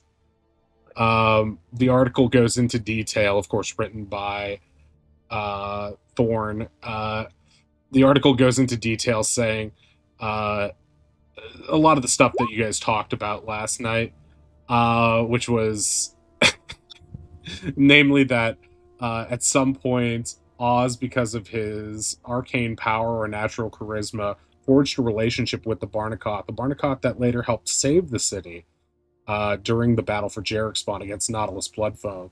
Unfortunately, unbeknownst to the Barnacoff, the party had been planning to break the bond between the Barnacoff and the Bird Kid and kill the Barnacoff with the bomb that they had created in the process. As a result of that, relationships with the Barnacoff soured, and it plotted revenge. It came to destroy Oz in the harbor, and Oz managed to evade it, but the ship nearby him was not so lucky.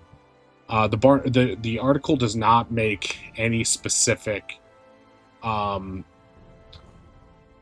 claims about Oz's relationship with Captain Reginald or anything like that. That wasn't public knowledge, but it does make note that some onlookers saw the captain chasing Bird Kid out to sea, meaning there is likely some sort of bad blood between Bird Kid and the captain and his crew, but it's unclear as of this writing whether or not the Barnacoff attack was indeed a malicious, premeditated thing, or if they were just collateral damage.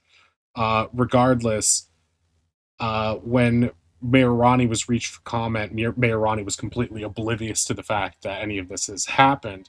So while not directly responsible for this, it does raise the question, why is Mayor Ronnie's closest cabinet of allies so filled with people that keep Mayor Ronnie in the dark and allow keep such dangerous friendships that put innocent people of our city at risk. It's a rather, despite all of the caveats it makes and details it leaves out, it is a rather damning critique of not just Oz, but of the Sahula Guild in general.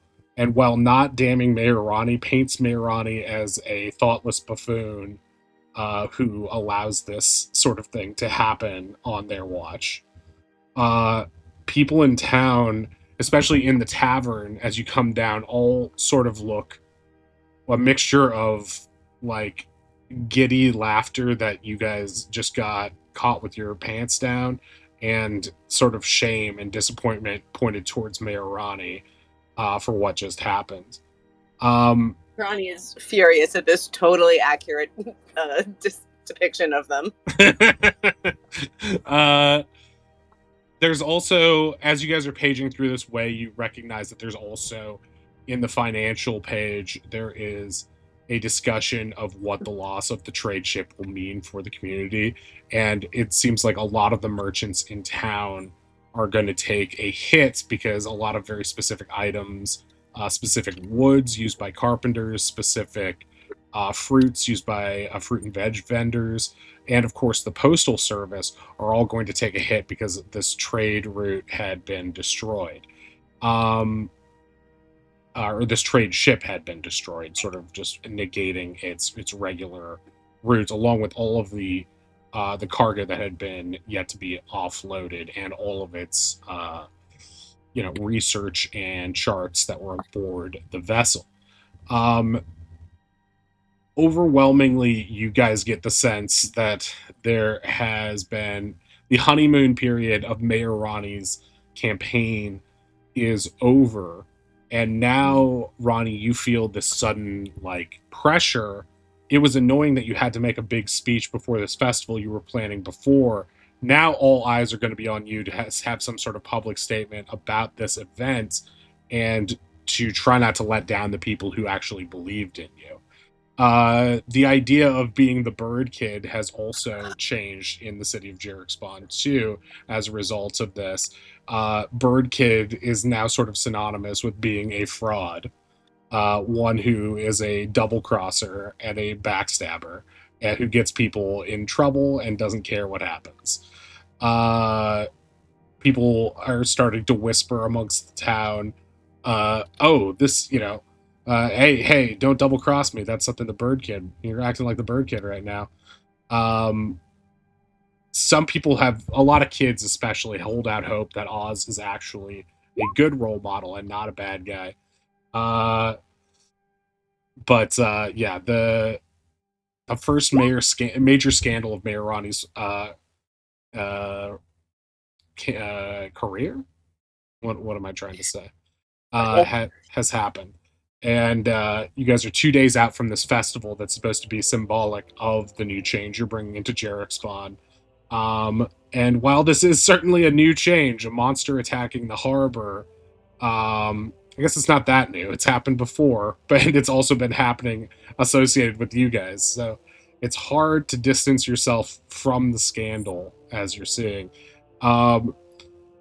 They're waiting for you downstairs.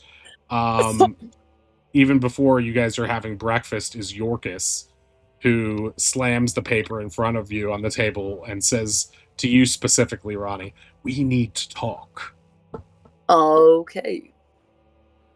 Do you want to talk here or upstairs? Let's speak with the council. They all have something they'd like to say, and that requires many of you to be present. Fantastic. Oh, great. At this point, Yorkus leads you guys through the town. You can hear the snickers and jeers coming from random people. An old woman rushes up to you, Ronnie, and grabs at your arm and is like, this isn't true, is it? What they're saying about you? What are you asking, ma'am? She looks at you with shock. That you're responsible, that you worked with that monster. That's not what I read that in that. So no, that's not true. Good. Good. A few people are laughing at this exchange and sort of laughing at her for being so desperate for your approval. Ma'am, I'm very sorry. This must seem very alarming. But remember, this isn't about us. This was always about all of you and your town. And so we will do everything we can that is best for you. And when that means stepping aside, we will step aside. All right. On that, let's take our 5-minute break, and we will be back. A juicy lump that comes out. I'm fast as fuck, boy. Hey, wait a minute. You're not a real cactus. No! Brava. Well, I'm sure he wouldn't have followed us. No! Shit! Fucking hell! Why? Shit down a fucking asshole! What the hell? You reach out and gently pat the dog. Its eyes follow your hand and it seems to understand you're not a threat. Pat the dog. Pat the dog again. It seems to be enjoying it. Pat the dog again. It seems to be enjoying it. Pat the dog again. It seems to be enjoying it. Pat the dog again. It seems to be enjoying it. Pat the dog again. It seems to be enjoying it. Pat the dog again. Pardon eavesdropping, but did you say anywhere? Mario, you old tuna tamer.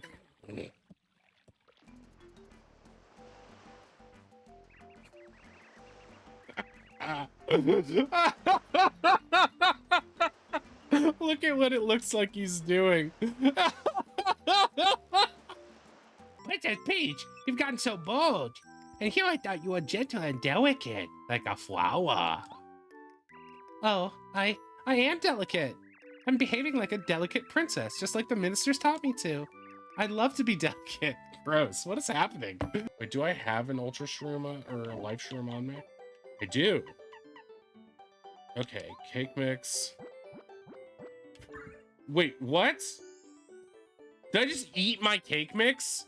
Are you fucking... Oh.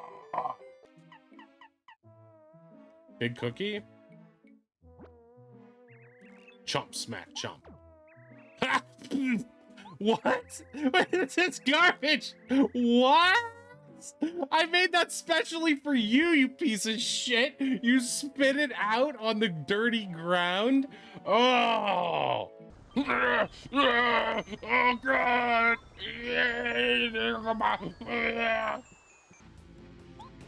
I'm gonna pray for Twink's powers. Oh, Twink. Twink's boner grew 3 sizes.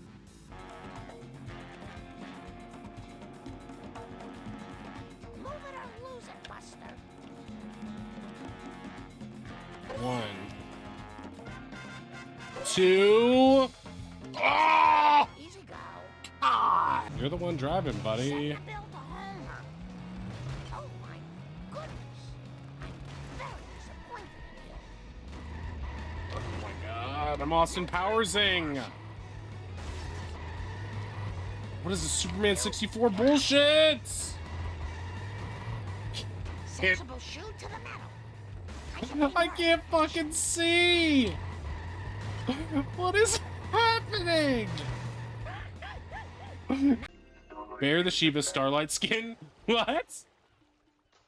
The most wonderful dog. Why wouldn't you use this skin? Do you hate my dog? I'll kill you. No joke. What the fuck? Oh, bull plop. It worked. Cheating wins. I'm an idiot. Losing.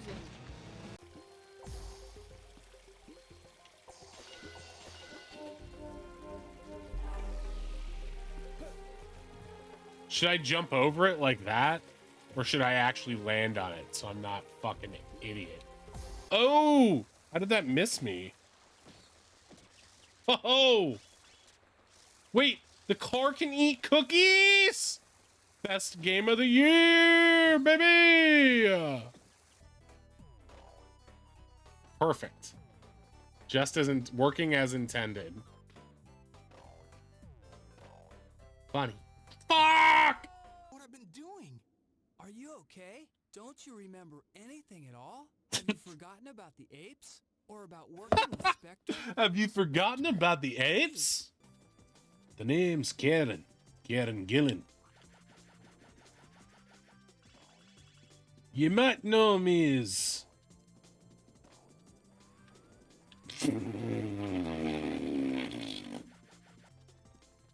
Really?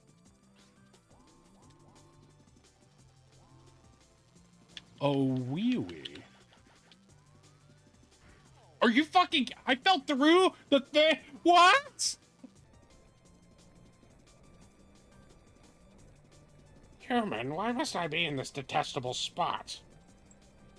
Oh, she clawed me right in the nip.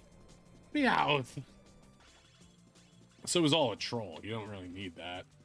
Fuck! Okay. Didn't even take damage. Okay, great.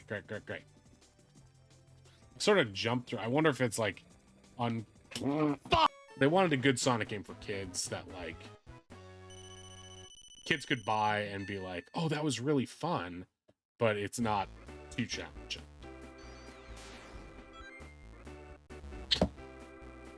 It's a game for babies that I cannot beat.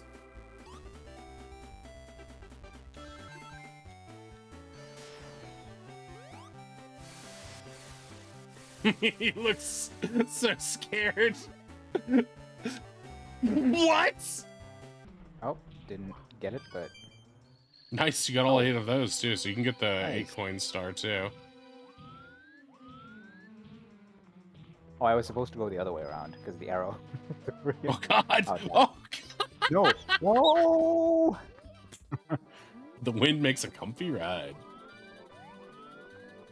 I'm gonna miss this jump. I know it.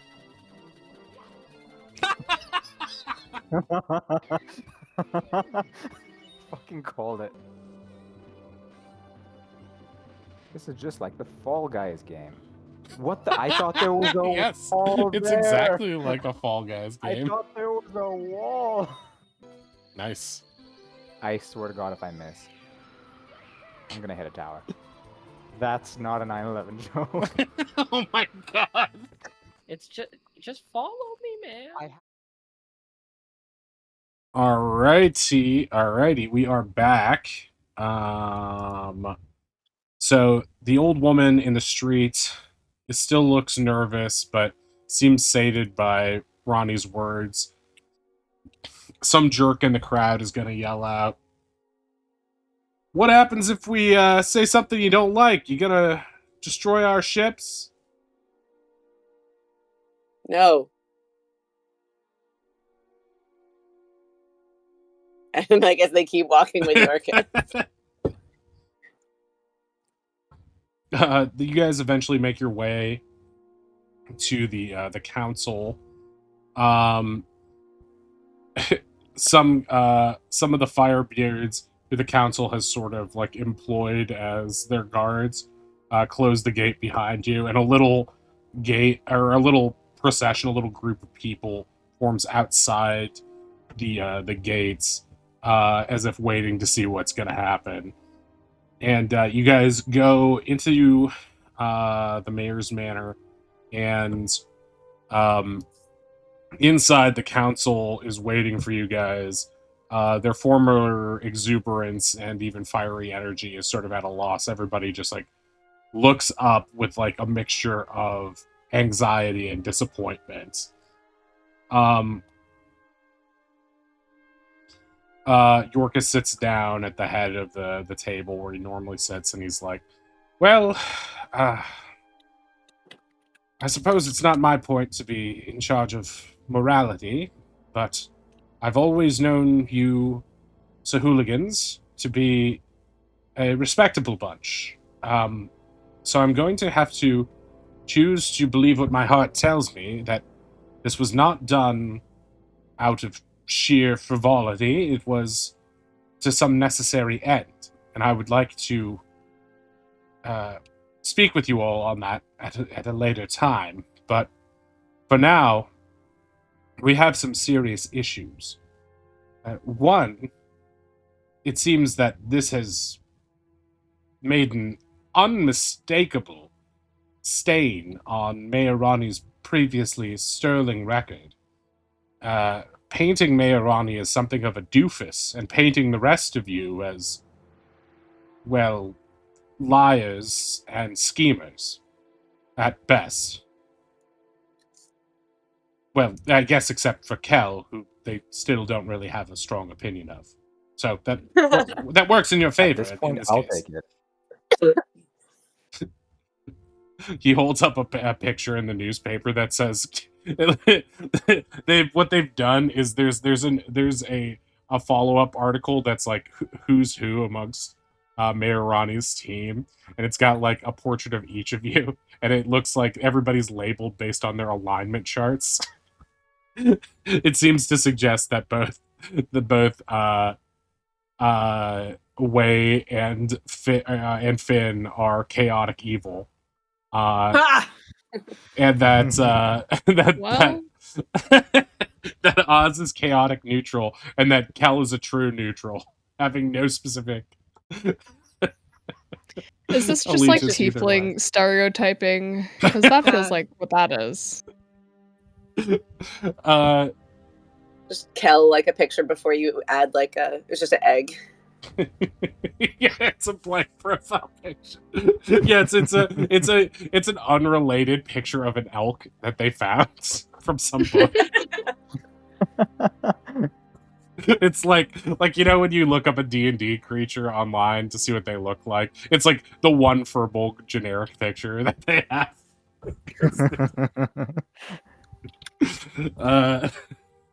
Look, our official artists haven't drawn this kind of thing enough. We don't know. So at this point, the council seems pretty upset. Yorkis is the main issues are the fact that the town lost an important supply line. The merchants were already hurting because of all of the debt runners, and this is going to cause another hit. And then it's the postal service is in danger because now unless a new supply ship and supply line is set up, they're going to have dwindling stocks of food for the birds, which means some birds could die, or that could potentially stop the post coming in. And that's sort of like a basic service in these times. And so the idea that a new mayor takes hold and the mail stops working, even after all the shitty things the Firebeards have done, doesn't paint a new layer of confidence on the town. Finn, you're also picking up a vibe from Gomer that he seems to have be specifically annoyed with you, seemingly like glancing at you here and there. You think back to the sort of vague agreement you made to help the merchants and realize this is the first major event that has happened since then. So even though you weren't specifically responsible for anything that happened in this, he is not happy that this has injured what, the policy ideas that he put forth of stuff that's going to help the merchants. Yorkis is still acting on your guys' behalf, but you get the sense from how weary he sounds that he feels like this was an own goal and could have been avoided. With this in mind, the town is looking to you guys for how to proceed forward. Yorkis is gonna suggest that that you guys do something to prove that this was an isolated incident and that this is not going to affect the town. This was a tragedy. You guys, he basically says, We need to make sure that we treat this, regardless of why these pirates were chasing Oz to begin with, or these traders were chasing Oz to begin with, these former pirates. You all need to understand that for the people of town, they are treated as any of the merchants in town. And as this is a port city with a thriving dock, the docks and the ports and the traders, they're sort of the lifeblood of the city. If you'll notice, up until you all came along, the roads in and out of town were quite treacherous, filled with strange creatures and ghouls and ghosts. It's important that people feel that there will be safety and stability in the docks and in the ports and in the trade ships. The idea that there are monsters lurking around any corner that can maybe not even be controlled by the Bird Kid, it puts things ill at ease. So I would suggest, well, a few things. One, you offer up somebody's head, a scapegoat, as it were, to show that this is not who we are, so to speak. And the other would be doing something about the Barnakoff. If those things were done, or even just taking care of the Barnakoff was done, I think that perhaps the city would feel some semblance of stability in the future. The other thing to worry about is the fact that the festival is now only 2 days away. I don't know if it's enough time for you to track down and defeat this creature in that time. It might be, but if it isn't, you could always use the Champions Day Festival as a place to pledge this. Some sort of public ceremony to mourn the dead, and to show that Mayor Ronnie is contrite in these matters and not just brushing it under the table would go a long way too. I've done all the talking here, so I think it's time we hear from the rest of you. Well, what if there's another option? What if we just warm the town's opinion to the Barnacoff? Like, at the end of the day, it helped kill the godkin that was oppressing them. You know, they might have a bad opinion of it now, but like, people have bad opinions of animals all the time. Doesn't mean that they're right. The council sort of grumbles on this. Yorkis pipes up again, and he says, part of what allowed Mayor Ronnie to sail into a position of authority is the idea that even if Mayor Ronnie didn't land the final blow, or did Mayor Ronnie land the final blow? I thought Kel landed the final blow. Who killed Nautilus? I don't remember. I think it was Ronnie. Yeah. I thought it was Ronnie. Oh, well, part of the narrative that allows people to believe in Mayor Ronnie is that Mayor Ronnie felled a godkin. You can say it was all the Sahula Guild, but to the people of town, you know, people like to exalt a leader or a celebrity. So people think that Mayor Ronnie is their savior. And now, this makes Mayor Ronnie either look A, complicit and corrupt, or B, incompetent, that they don't know what their own team is doing.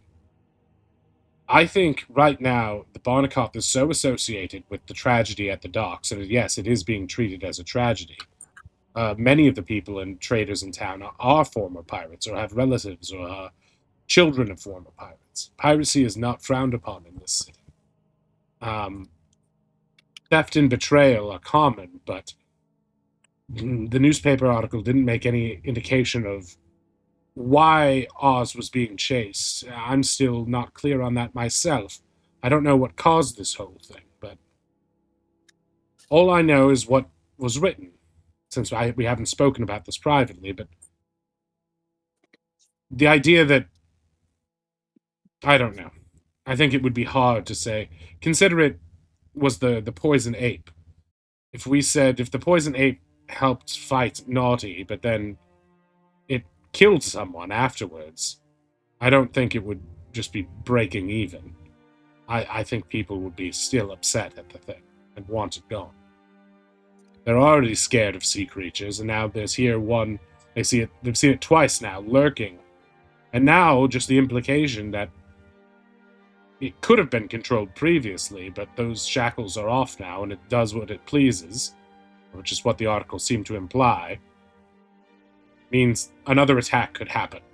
And the last thing we want is sailors too scared to make their deliveries. It would be a total trade shutdown, and the city would be under economic collapse. We can't have that happen. So I'm not sure. There's so much animosity towards the Barnakoth now because of what it did, and so much fear. I don't think there's any way. There's not a logical path forward that I can see for making it a mascot, but I'm open to suggestion. I mean, are we going to let the voice of a single tabloid destroy the economy of this town? Oz looks up from the captain hat he's wearing. It sounds like that we're letting a single tabloid run fear and run rampant through the city.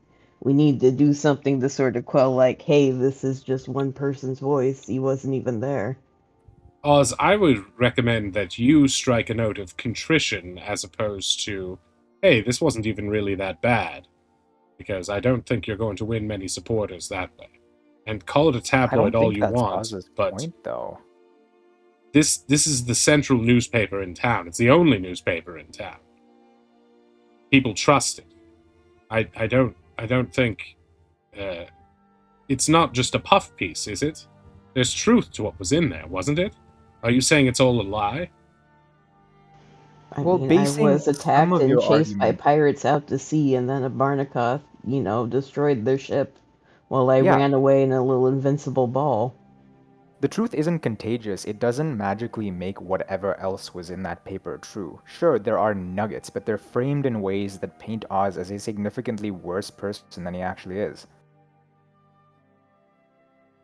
Well, I suppose it's hard to quantify what a person's full personness, I guess, what their full whole life is in one article. All we can see is what the people of town saw, which is Oz as the sole survivor of this attack, and the paper implied that Oz has a relationship with this creature. Is that part true? I mean, it's for those who were there, it's pretty clear why I survived. I used, a spell that made it so the Barnakoth couldn't attack me.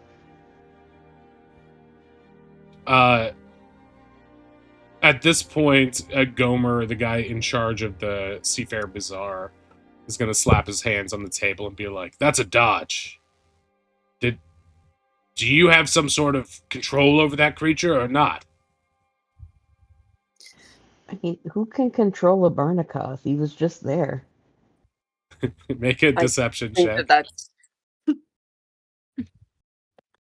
I mean, technically, he doesn't control it. He asked. It has its own agency. Eh, he doesn't buy It's it. a luck Neither do I. point. This is not the time of day to be losing. Okay. 4. Oh. Okay, that's worse. Yeah, he doesn't buy it. He doesn't buy it. can I think I will speak up. I think I take your point, because it also, Kel, thank you. That was well said with regards to the truth, but the truth or not, if people believe this, it matters.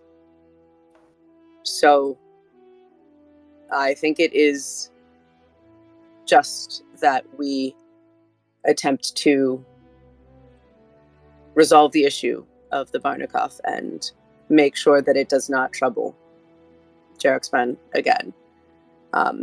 I don't know that is something that can be accomplished in 2 days, and perhaps it is best then that maybe looks to Darius, I not be a part of the welcoming ceremony, considering the confused nature of our reputation at the moment. Let that be a fresh start for the city council to show clear leadership that is untarnished with our wayward adventuring ways. We can set to rights whether it is perceived as our fault or an accident. The tragedy remains, and it is only our desire to see the town cared for and well led. So we can take that on to ensure that the Barnakoff cannot trouble you again. I think you're going to need to give that speech on Champions Day, Mayor Ronnie. Okay. Ronnie deflates a good deal. I agree. I think if you shy away from an event you created, it's just going to make you look like a coward. I say the sooner you get out in front of people, maybe even now, there's a crowd out there, and vow to get rid of the Barnakoff for good, I think that'll at least put people at ease. But I do think you need to deal with the other elephant in the room, which is people think there's a disconnect between you and your team, but there's some lack of trust there. So they either need an explanation for how that happened, how this happened on your watch, or a firing of some sort. Sorry, can you just above table reiterate what part of the article implied that there was a distrust between us? Like, this is just a question I'm asking. The implication is that either you hid this from Ronnie on purpose, or Ronnie's too stupid to know what's going on. Yes, that's exactly. So not an active like conspiracy against Mayor Ronnie, but more so people consider Mayor Ronnie as Joe Biden, and they're like, "Well, Grandpa's senile, I wish so they we'll do it wouldn't. ourselves." You know, That's that's sort of the vibe. Ronnie deflates further. Well, I mean, you know, showing what's a better way to show unity than to go on, you know, another mission, a successful mission together. I thought for sure you were gonna say magic show just to shoehorn yourself in. I was so Let's sure. just, you know. Let's turn those frowns upside down. Who likes juggling? You're just like wrapping an arm around Hooba Dooba, stapling a nude poster to his back.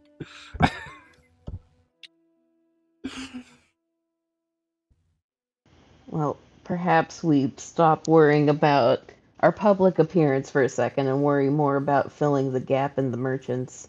For the time being, we can try to attract, you know, merchants that may not usually stop at this port to come in and offload their goods that we're now lacking. We maybe need to talk to Edgar again about, like, now if there's that hole that's been opened up, he might have a more, you know, sea-focused position on the council. I know he rejected it last time, but he might be open to it if we ask him again. Yeah, that's not a bad idea. Sorry, to do what exactly? Well, as you've all been very quick to point out, there is now a crew-sized gap in, like, the ocean trade coming in and out of Jarek Spawn, right? Ah, yes. Edgar might be able to help facilitate, you know, contacts, more merchants to come into town and maybe set up residence here. We don't know anyone outside of this island, but I'm sure he does. I don't know the man very well. Is his vessel fast enough that he might be able to act as a stopgap measure? Collect, you know, half the supplies that normally go through, maybe subsidized by some of the new money you've brought into town to help facilitate that. That way, we might not be getting everything, but at least then supplies wouldn't be dwindling as quickly. It might cause other problems. Run on the bank for gumbo seeds, I guess, but it would still be better than nothing. And in the meanwhile, I can reach out to contacts at Grand Haven and see if we can attract some sort of merchant traders. There's certainly got to be some people who have had to make significant changes in their sailing operations since since the port in Owasara closed. But regardless,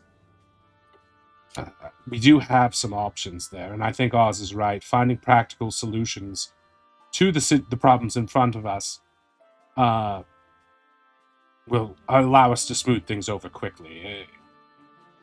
It's not just the disaster, but how we respond to it that really matters.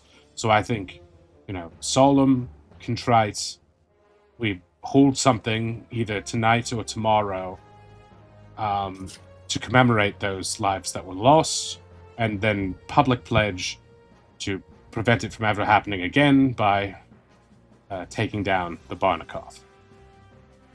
And Can I ask you a question, though, Yorkus? I guess it's two questions. First off, those pirates, factually, this is a fact, were chasing down Oz with intent to murder. If Oz had not been... If the Barnakoff had not intervened and Oz had just instead fireballed them, would that truly functionally make that much of a difference to the town? That's an interesting question. So, if Oz had... Are you saying if Oz had killed them all himself? In the name of self-defense, which it very much was, would that really have been so different from the intervention of a Barnakoff? Well, I think there are a few questions here. One, why were they after Oz to begin with? That feels very strange. Reginald was a well-known trader in these parts. He liked his drink and was not above violence, but it seems strange that he would risk it all like that. Regardless, the intervention of the Barnakoff it introduces fear. I think just the notion that there is a Barnakoff that previously our hero Mayorani could control, maybe indirectly, but now it's vowing vengeance in a way that can hurt people, and it's still out there. That's the problem that we're facing here. I don't think this is solely about what Oz did, or how Oz did it, and really the impact it's going to have on the town. One, for losing that vessel, and two, for causing fear and tarnishing Mayorani's name. So no, if Oz was truly acting in self-defense and burned down their vessel, it would still cause that problem. But I think it would be a slightly different scenario. But what people still have questions about are why this happened to begin with. I don't know if you want to elucidate that, Oz, but or if it's worth mentioning.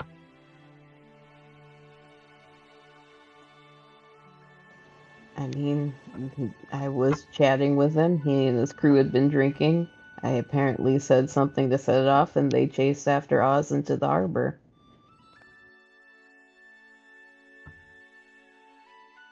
So it was just a simple disagreement then. It was a disagreement that apparently he decided meant bloodshed.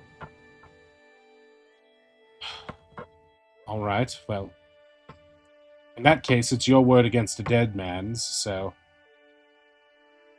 A known pirate. Right. Well, regardless, I don't think Oz can be placed at fault for defending himself in that circumstance, since that's, we have Oz's word that it was through no fault of his own that this happened, or rather, a maybe perhaps careless turn of phrase. Regardless, the thing that really scares people is just this idea that the Bird Kid has the power to summon this monster, this seemingly cute, lovable figure who's now capable of summoning something, and now this thing he was capable of summoning, it's off the leash. The article didn't... oh, sorry. You go. Should we perhaps lean into the thought that the Bird Kid can still control this? that he, if that's what people are afraid of. Or, because you can't control it in this scenario, we just take it on vacation for a long time somewhere I else. mean, you're implying that I could control it. That's not just a buddy that helps out from time to time. Yeah. I mean, the fact is that the Barnacoth lives a significant enough distance away from the port, right? Unless we call on him again, does he have reason? Does Barney have reason to actually come back? Well, according to the article, people believe that it has reason to come back to port to try and kill us. I mean, he usually isn't nearby. It usually takes several hours. It was just by chance he happened to be within an hour. Some of the other council members are like looking around like they are not sure what to believe anymore. Darius is going to look at you guys, specifically you, Wei, and be like, what do you mean according to the article? This is the part I don't get. So the kid did have a friendship with the thing. I told the reporter yesterday we did have a way to summon the Barnacoth. We did during the fight. Now we don't. Yeah, why did that? So, but because you tried to betray it with the bomb? That's what the article said? Yeah, He was upset about the bomb. he was very upset about the bomb. So, wait, you had the power to control this thing. This thing could have been a protector. Didn't have the power to control him. We It could is an summon all him. sentient creature. And you can if I just was like, hey, yo, come over to my place, and you came to my house, would I then go around telling the entire town that I controlled you? Well, you did get him to fight in the battle, though, right? Yeah, Yeah, he but helped. You enemy saw of a our mutual enemy. enemy. Like, hey, you up? Let's go kick this guy's ass. That's not controlling somebody. Nautilus killed his family. Barnacott's Nautilus did family? kill the Barnacoth's family. Yes. Oh, I see. So the Barnacoth. So it wasn't like some weird warlock shit. It was like mutually beneficial. Yeah. It, like I said, it's its own sentient creature. It makes its own choices. But the kid is the one who could talk to it, or could everybody? Just him. Okay. I mean, I think it could talk to anyone. Might just, you could call out to him if you want to. You guys do seem to remember that it had some telepathy. Yeah. That functioned in a similar way to your tattoos, only it seemed to emanate from the Barnacoth itself. So that does remind you that Oz seemed to have some special connection with the creature. One that sort of bonded in the same way Oz bonds with a lot of people and creatures out of just sort of like friendship and speaking to it like it was somebody he wanted to be friends with.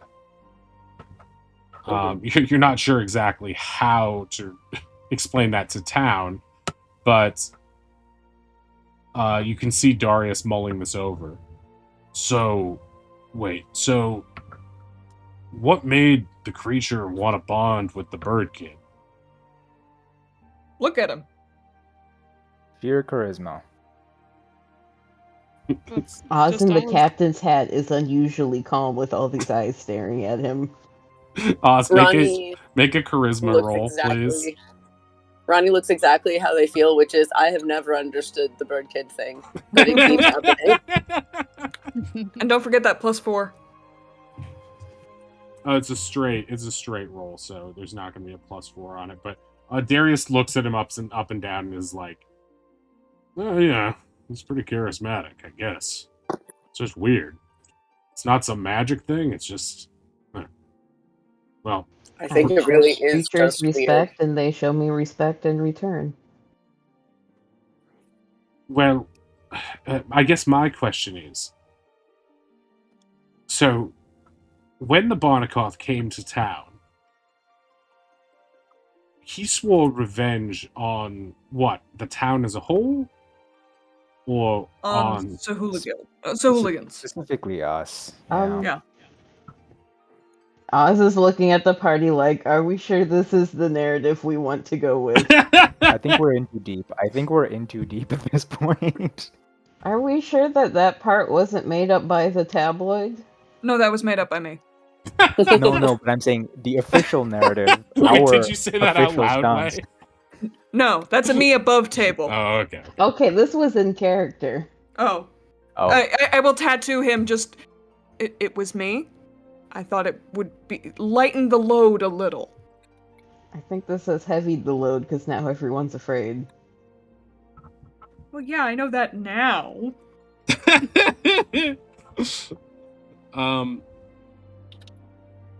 So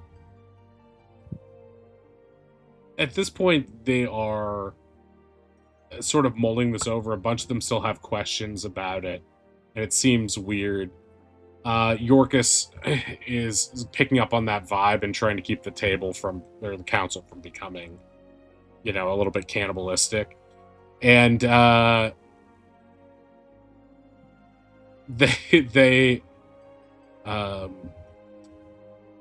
look at Yorkus looks at Oz and he's like, so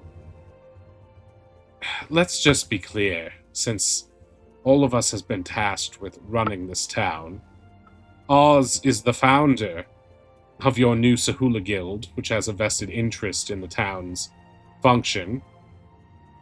The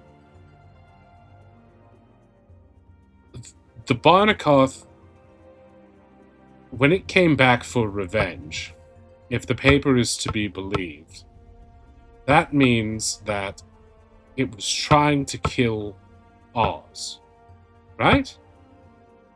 That's why it came back? Well, it's trying to get all of us, but it saw Oz and then it went after him. Oz does not say anything. okay. But truly, who are we to know what's going on in the mind of a Barnacoth? Well, you did say, Way said that it swore revenge for the bomb, right? Right. So that's the last time you spoke to it, right? Right. Okay. So it just so happened to be there, or it's been lurking in the waters this whole time, saw Oz come out to sea. See, that's the thing that's scary. You're all saying that it lives somewhere far away, but if it's truly been coming after it, if it was able to suddenly, or within a short amount of time, find Oz, doesn't that mean it's been lurking nearby, waiting for an opportunity to kill any of us? Or any of you, I Okay. should say. That's fine. How long has it been since we beat Naughty? What, like under a month, right? Like Right. 2-3 And how many weeks? ships have come in and out of port since then? Since the Barnacoth swore revenge against us? And how many ships have been attacked by the Barnacoth until Oz went out there with a band of murderous pirates on his tail?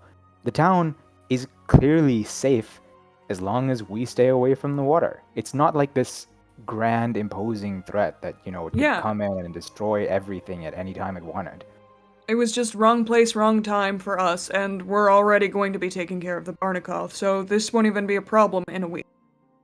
I mean, assuming Yeah. it sensed me the second I hit the water, it did take over an hour to arrive.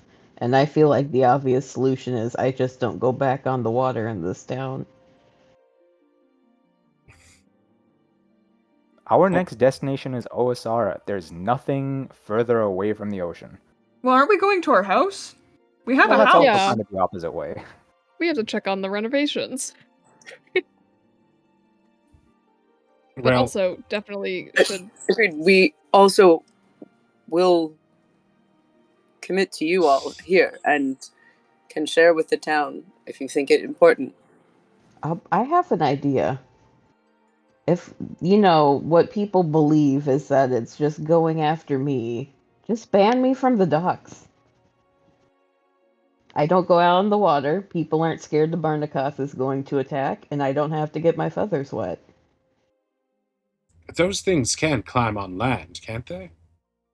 I have But never has seen it it on land. so far? Ronnie alarmedly, can they? I mean, Whoa, but if they've it got saw legs, Oz, right?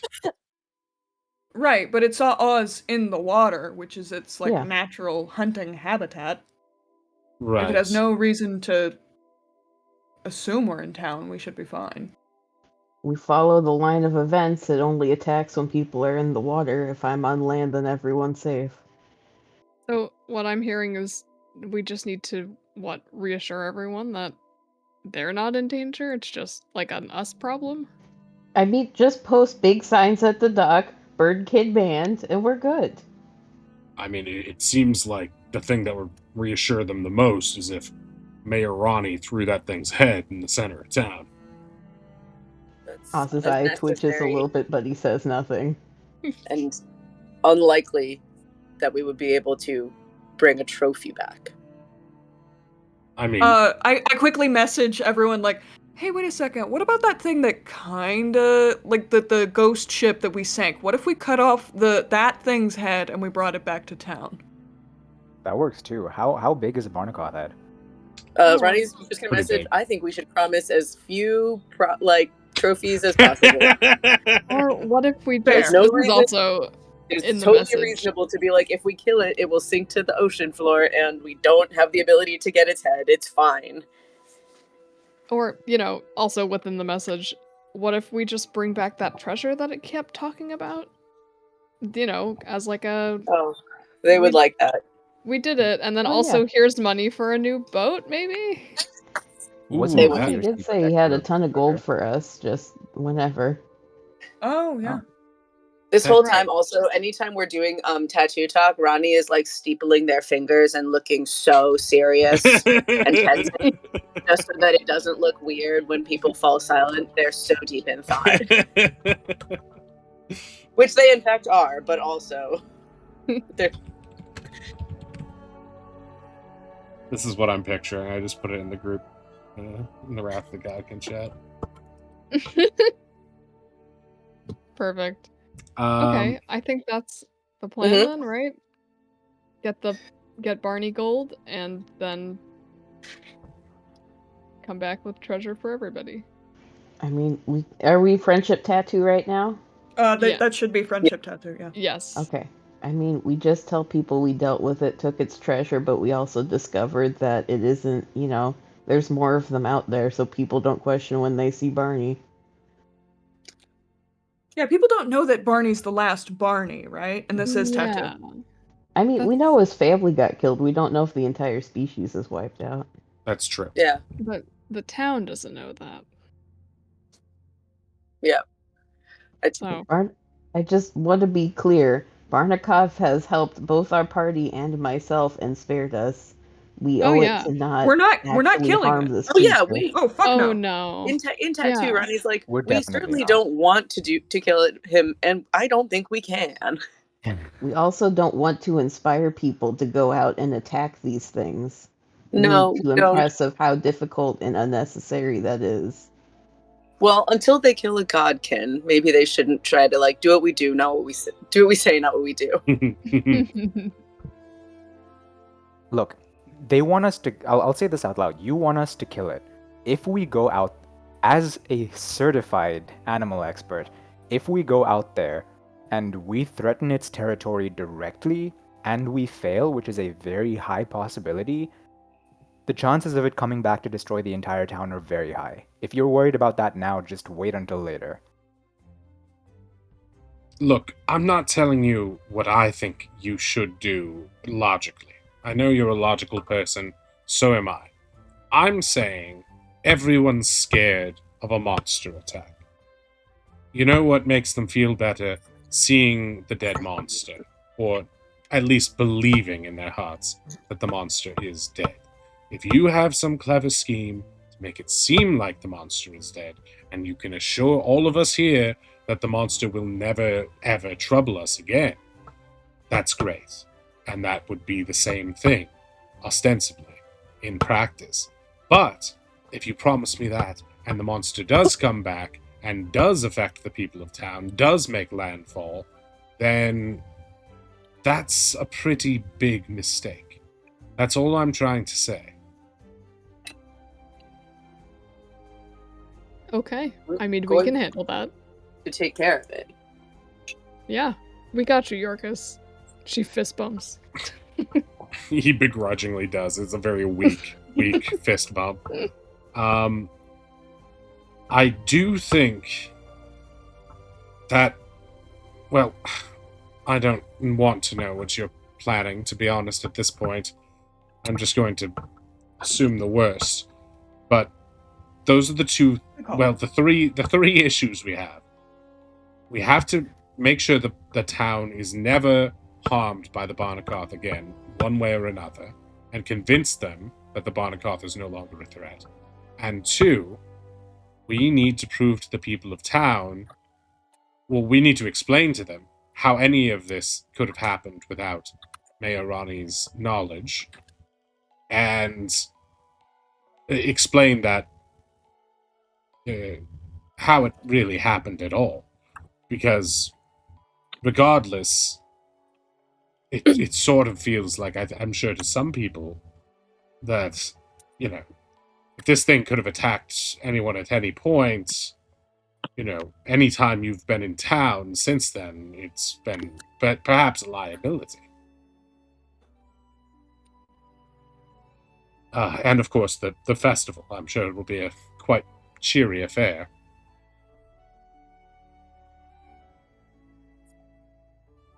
We are going to ensure that this Barnacoff does not trouble this town again. We are going to continue to help in however we can this festival be a success and set up this council for future greatness. I am not the leader of Gestures to the Party, these people. We journey and work together. We are equals. I do not rule their actions nor their minds. And even if I did, I would not hang someone out to dry for the sake of public opinion. If you feel that there is some measure that needs to be taken in a administrative form, I will hear you. But beyond doing everything that we already have and are committing now to further do to protect this place, I will not simply abandon people. Well, think of it this way. There's two organizations here, right? There's, you know, Mayor Ronnie, there's the council. That's all sort of one organization, so to speak. Then there's the Sahula Guild, which is your own private adventurers guild, which I don't have control over, really.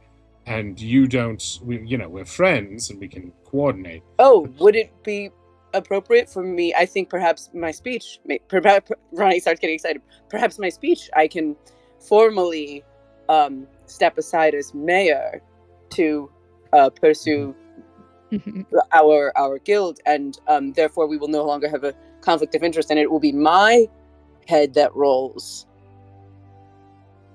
because of my failure of oversight. Yes? Wait, so you're saying really because excited. you're so loyal to your friends, you would step down as mayor as a result of this situation, bearing the full brunt of responsibility? Of course. That's... well, that could work. With the council in place, I suppose we really could run things, and we have been for the days you've been gone already. Ronnie is vibrating. Are you sure, Ronnie? You've been working so hard for this, Ronnie. I don't want you to have to abandon your dream if you don't have to. Or, you like literally killed Naughty and then we're gonna leave this place and everyone's gonna think you're like some weirdo? That's not Yeah, you fair. have to understand, this is a really tough decision for Mayor Ronnie to make. They care so much about their constituency. The thought of abandoning them is just... but some things have to be done. Just so much ears back, eye twitching. Well, I won't say that the public notoriety and acclaim of Mayor Ronnie hasn't been helpful for us getting what we need done. But to be honest, with the way that Mayor Ronnie is painted in this article, and the way that Mayor Ronnie has been treated, it feels like this is the most, I hate to say it, it's the most Mayor Ronnie thing Ronnie could do. You know, in a Perfect. it wasn't me who did it, but it happened on my watch. And so as a result, I mean, I assume this would mean that the rest of you would, without Mayor Ronnie, that you'd be taking your team with you, right? Well, again, Well, they're not my team, but I hope that they would want to go with me also. And we also have the Barnakoff business. to We're on the address. same team. you Yeah, know? we're a Yeah. team. and We're it's not a- like, I mean, you say We're that the when team. Hell you say that yeah. when we go, does that? It's not like we won't be welcome in Jarek Spawn anymore once Mayor Ronnie steps down, right? We just won't. Be No, affecting the the town citizens is anyway. too full of salty characters to ever really get rid of anybody. We're all Bonkoths on this thing's hull. But, Sorry. Salty Seaman? No, not that time. But, I'd hate to see, I know Ronnie doesn't really enjoy being the mayor, but in some ways that's sort of why Mayor Ronnie is such a great mayor. Most of the time, these positions are attractive to people who... That was Ronnie trying to look like, what?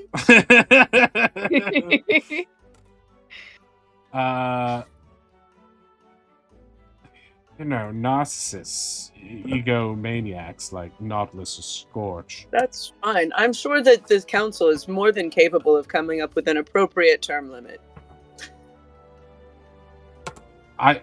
I'm just saying it's a shame that your tenure would be so brief, but it certainly would be impactful. I think if you were to vow to get rid of the Barnakoff and then say you'll be stepping down after the festival,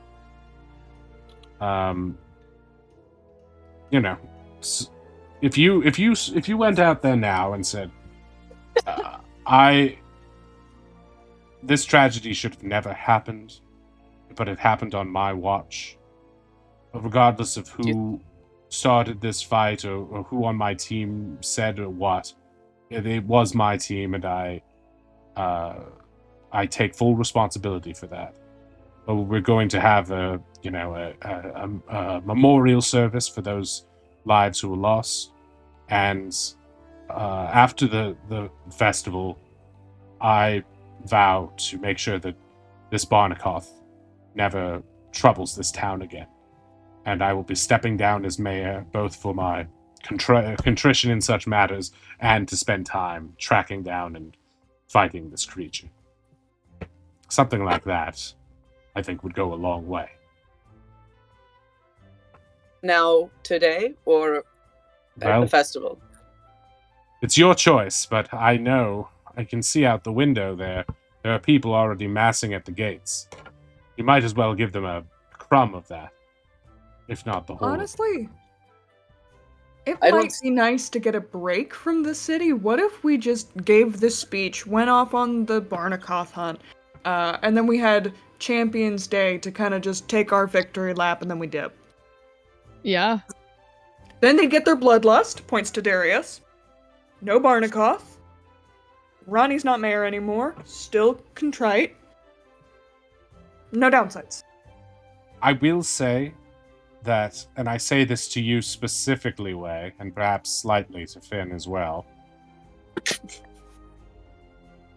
If there was even a chance that you weren't actually going to slaughter this thing, but just scare it away or something, you would damn well have something to bring back as a trophy.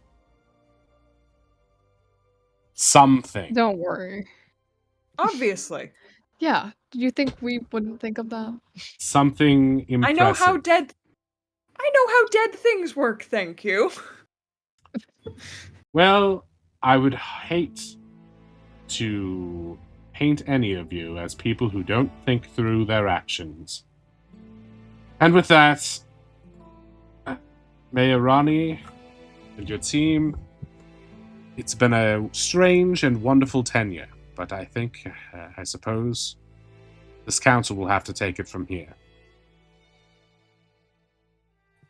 Good luck to you. Ronnie grins really big. Well, you don't have to look so happy about it. No, that's just Ronnie's way of. They smile when they're nervous or sad. I don't dislike being mayor more than I am proud and excited to see what you all will do. That was beautiful. That was Okay, the best Ronnie, we can find bullshitting you I've another heard out of town. So diplomatic. Oz collects shiny rocks, Ronnie collects towns. All right. Yeah, with Yorvis, that, could you share with me? I think so we've sort of like adjourned slightly. yeah, Just pull them aside. Could you share with me the names of everyone lost yesterday? he does. I do never. Okay, cool. Look, I don't want to get caught out again on the debate stage when like Henri was there. Well, I don't want to make up a bunch of names I have to remember, so he does. Cool, Captain then Reginald you and his crew. Get me in trouble with Thorn Dickhead later. Oh, I see. All right. Is that all right? Do you want me to we- make up the names? I will if you actually. No, want I me don't to. care. Okay. I just didn't want to get in trouble. Right. I see what you're saying. I and Ronnie we're just trying to cover our butts. Is that all right? I think it makes sense maybe to make this announcement now. Does that seem right with all of you? Possibly you get the feeling that Ronnie also would like as little window for this to not happen. I mean, we have your back. Knock 'em dead. Can I cast Bardic Inspiration and pat Yeah, Ronnie on the back? Yeah, Yeah, sure. I'm gonna do bless. Ronnie needs the W. Yeah. Johnny, make it so that they really miss you. So they remember that journalist as that dickhead who chased out the best mayor they've ever had. Hell yeah. Seriously, you guys have to do something about him. Well, maybe just a competing paper would be good. Anyway, that's not really city council's business. And maybe try to yes. instill in people don't believe everything you read. Yeah, is there a school here? No, it's not that kind of town. Why? There's children. Oh, There's 15 Reading bars, no In school. Jarek spawn? Okay, so really quick, before I make this announcement, there's let me probably just put this on your agenda. Perhaps a school. Everyone boos. Nerd. They throw rocks at you. Okay, so you step outside the mayor's manor and you see the gathered crowd behind the gate. Feels like a little awkward. Looks like a pen of people on the other side. Humanity, cattle. Ronnie tattoos to Oz. How many people? Like, am I gonna only be able to see the 8 people in front or whatever? Or how many are we talking here? No, there's about you're tall enough that most of them are humans, and so you can see there's probably like that's true. 40, 45 people there. All right. Ronnie opens the gates, takes a deep breath, and says, "Thank you all for being here right now. I'm grateful for the opportunity to address citizens interested in the well-being and continuation of Jarek Spawn, and I would like to make an announcement and a pledge. In light of the recent tragedy, my team and I will be committing to hunting down the Barnakoff responsible and seeing to it that it cannot bother this town ever again. A cheer raises up from the crowd. A bunch of people, there's at least 10 to 15 people who still look skeptical, but the vast majority of people are proud that you've made the Ronnie maintains the very solemn, like, very serious politician, like, like nod, but like, I'm still upset and I'm still talking. the Obama face. It's happening. Yeah, that is truly who I was thinking of. I know, he's got the best one of that stern, like, 1,000 No, yard don't get stare. too excited now. It's still bad news. We're still in mourning. Still talking? Let me be clear. We will. I hope that you will join us at the shore this evening. Woo! For a vigil to honor Does those Ronnie wear a cape? who are lost. Cape. I could put my cape on Ronnie. Ronnie Oh, wears from a a tan captain. suit. Thank you very much. Can I make the wind blow slightly using Druidcraft to make something of Ronnie's billow majestically? Does Druidcraft Just all- do that? That sounds cool. All of You Ronnie's can like create an weird instantaneous hair. harmless sensory effect, such as a puff of wind. Puff of wind is specifically one of the things. I Okay, can make. yeah. I don't see why not. Yeah. The wind. I mean, you're on a cape by the sea, so it's not that hard to get a little Oh breeze, wait, but and you I can- also I go on the I go on the other side of Ronnie and I use my fan that also makes a billowing yeah, wind effect. right. the Chinese fan. Confusing wind picks up around Ronnie who squints. Yeah, Ronnie, you guys have made too much wind at this point. Ronnie is like trying to Oh. get blown away. So anyone, all are welcome. I hope to see you there.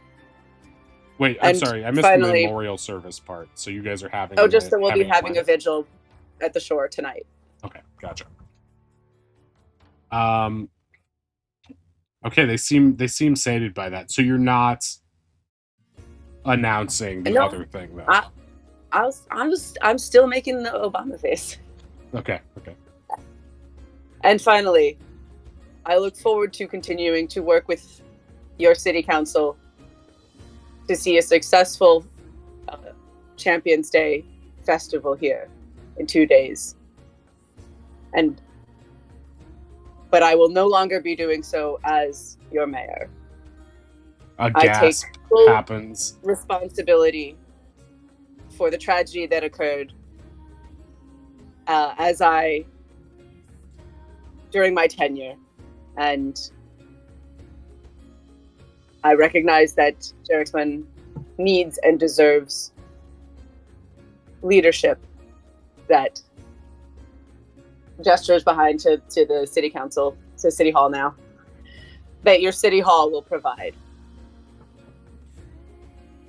The crowd is mixed with just like murmurs of confusion and surprise.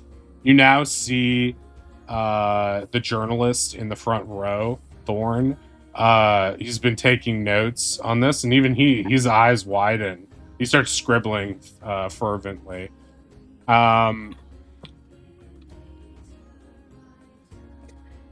And It has been a great honor for me to serve for a moment here, and I know that there are much greater things to come for Jerixbun and greater leaders among you who know exactly what your town, what this city needs, and I look forward to seeing you grow. And then they're gonna try to, stop making that face so that everyone knows it's done, and just walk forward and see if people will clear enough that we can just get out. everyone is staring up at you in awe, confused by what's happened. Please make a charisma save with advantage don't forget- and plus way. Yeah, plus way, plus bless. And I've also given Oz bless in case people need to believe that he is sad. All right, so Also Bardic on Ronnie. dirty 20 plus bless plus Bardic. if you Have a want. guidance too. So 23. Yeah, I'm a bardic it. D8? What? D8? Ooh, Hell yeah. Yeah. the crowd I start parts. a golf clap. 31? Wow, that's the most charismatic Ronnie's ever been in their life. Change I'm has starting a come to clap. Jerixbun. Change is leaving Jerixbun. Yeah. I'm out. That's still a change. It still counts. Ronnie is just Uh, really happy about this, so it's really coming through, and they're really speaking from the heart. Not that it matters. Is that D4 from Bless? Yeah, I blessed Yeah. Ronnie. Have a guidance too. Make it even more. How high can we get this number? Yeah. Town is 36. gonna miss Ronnie. You guys walk through, and it's a hushed awe, like the end of fucking Children of Men, as you walk through this crowd, and everyone stares at you. As you guys are walking, Thorn Velthane, the reporter, is gonna call out to you, Mayor Ronnie. Whoa, hey. What did I tell you yesterday? Mayor, he's just gonna shout over you as in typical press fashion. Mayor Ronnie, what about Ronnie the will do town's just shipping fine. lines? Former Mayor I'm Ronnie, glad- then. I'm What- glad to say that we were able to discuss that with the city council. There are more details, but there is a exciting foundation of a plan already being put into place. So will the town run out of gumbo seeds or not? No. He starts scribbling again. A few more people applaud. The old lady from before grabs your arm again. No, Mayor Ronnie, don't go. We need you here. It was these wicked people, she points to you, the rest of the Silicans. I know they twisted what? you, but we believe in you. Have them step down, not you. My friends are not any more wicked than I or than you.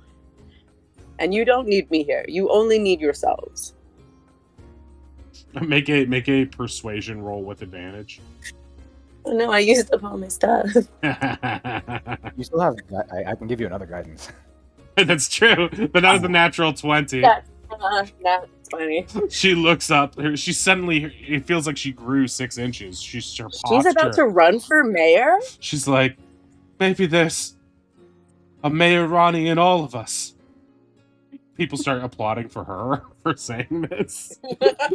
You back away from her as people have now decided that this woman is their new idol for whatever reason.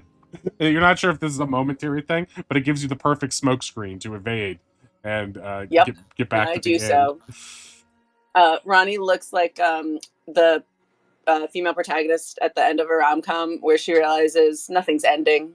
Things are just beginning. And I'm imagining Ronnie putting on her glasses and flying towards the camera like at the end of Matrix. Oh my god. There's so much you have to see. Fucking great movie. Yeah, Ronnie doesn't have a cape now. They just wear a trench coat. Yeah, just the duster. Do you guys want to head back to Squawking Sailor? Yeah, Ronnie's like picking up speed and trying to look really casual about it. A small crowd follows you, but with a respectful distance as everyone is talking and discussing what this means.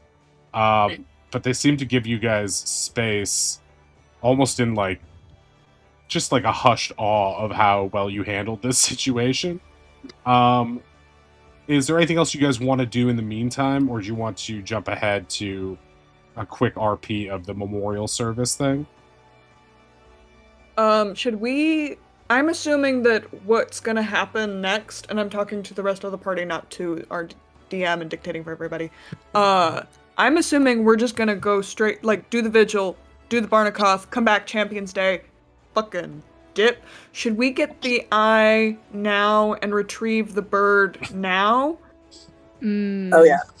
I do think that we shouldn't leave town permanently with that cursed eye still here. That does seem, and that feels much more adventurous than mayoral.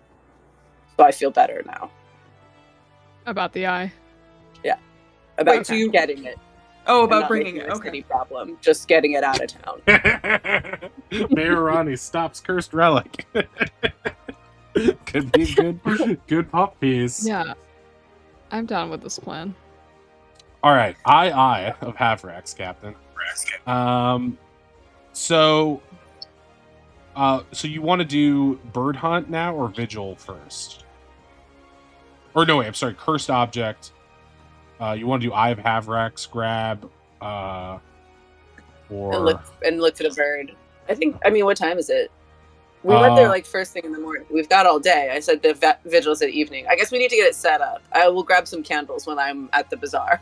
yeah, and it's also likely that now that you've announced it, other people are finding, ways to help too, since it's a community thing.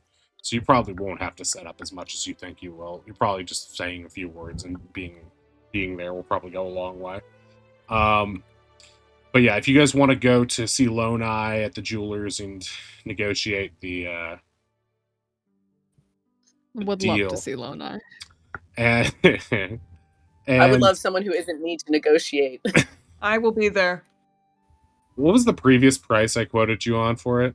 1,000? I think you 1,400. 1,400? Could have got it for Yeah, 1,000. Yeah. Damn it. This is the good part. It's just we don't have any fans. There's nobody in chat to be like, hee, they tricked Shore. So okay. Did I even write that shit down?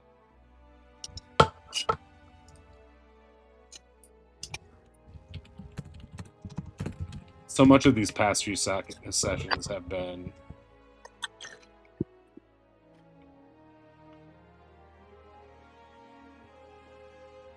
improvised. Okay. I didn't make that of that. Okay. So anyway, you want to go to Lone Eye first or Bird Hunt? Ben said Lone Eye. Let's just wrap up Lone Eye. Yeah. Thank you for the follow. All right, so you guys go to see a Lone Eye as a group. There's very little room in there for everybody, so some of you can stand outside if you want. As you guys walk in, Lone Eye gives you his characteristic points and aggressive shout. Welcome! I'll make you all sparkle like queens! Wait, no, as it gives a golf clap. Once again, beautiful. No notes. Nice to see you too. Wait, is this the first time Oz is meeting this guy? Yeah, it is. Yes. Oz I and think this is Kel, the I first think. time I'm as well. Yeah, the other three of you have been. I mean, he's probably aware of the legend of the Bird Kid, but yeah, you guys have not met. But obviously I mean, not. it's not the bird kid right now, it's the captain. Oh, right. Okay, that matters more to you than anyone else, I think. They see a I snow mean, owl he is gecko. wearing a different hat. I know by cartoon rules that means you have a new job or something. It means we can sell a new Oz action figure. That's how Ninja Turtles works. But it's Leonardo as a policeman now. I mean, by cartoon rules, he just puts on a fake mustache and, no one will recognize him. Yeah. Or a bowling ball hits him on the head and he develops a new personality who's like really suave. I'm pretty sure that happened to Fred Flintstone. And I'm also mixing it up with Stefan Urkel from Family Matters. Okay, so Lone Eye is here. He looks at you, Ronnie. Something tells me that the temptation of the dreaded Eye of Halfrax has brought you back to my lair. Ronnie has been trying not to say something caught my eye.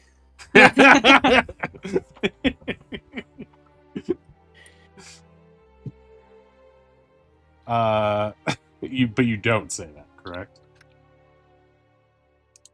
No, they just think it really hard. He stares at you as you don't respond. Honestly, to I'm him. actually not sure. No, I think that Ronnie is really riding the high of not being mayor anymore, and is like, I don't know. I guess it caught my eye, and like stares at him. Make a charisma roll.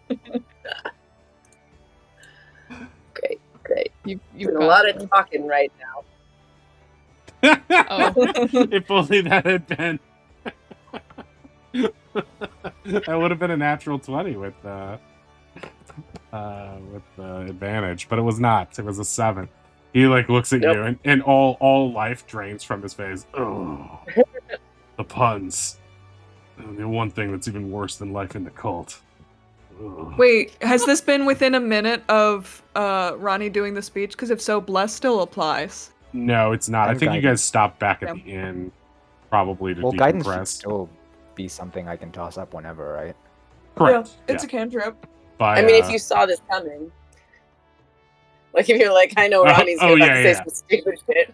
yeah, it works. It works better when you see the attempt being happening. Look, I just I had the don't think highest even charisma Cal could rolls. predict Ronnie becomes a punster. I don't think Ronnie could have predicted it. They're Yeah, you were like, wrestling with it. I could, off I the could grid feel right it. now. Ronnie's long I'm national sorry. nightmare is over. Ronnie stepped back to let other people be in the front talking to Lonai. He's like rubbing his temples aggressively.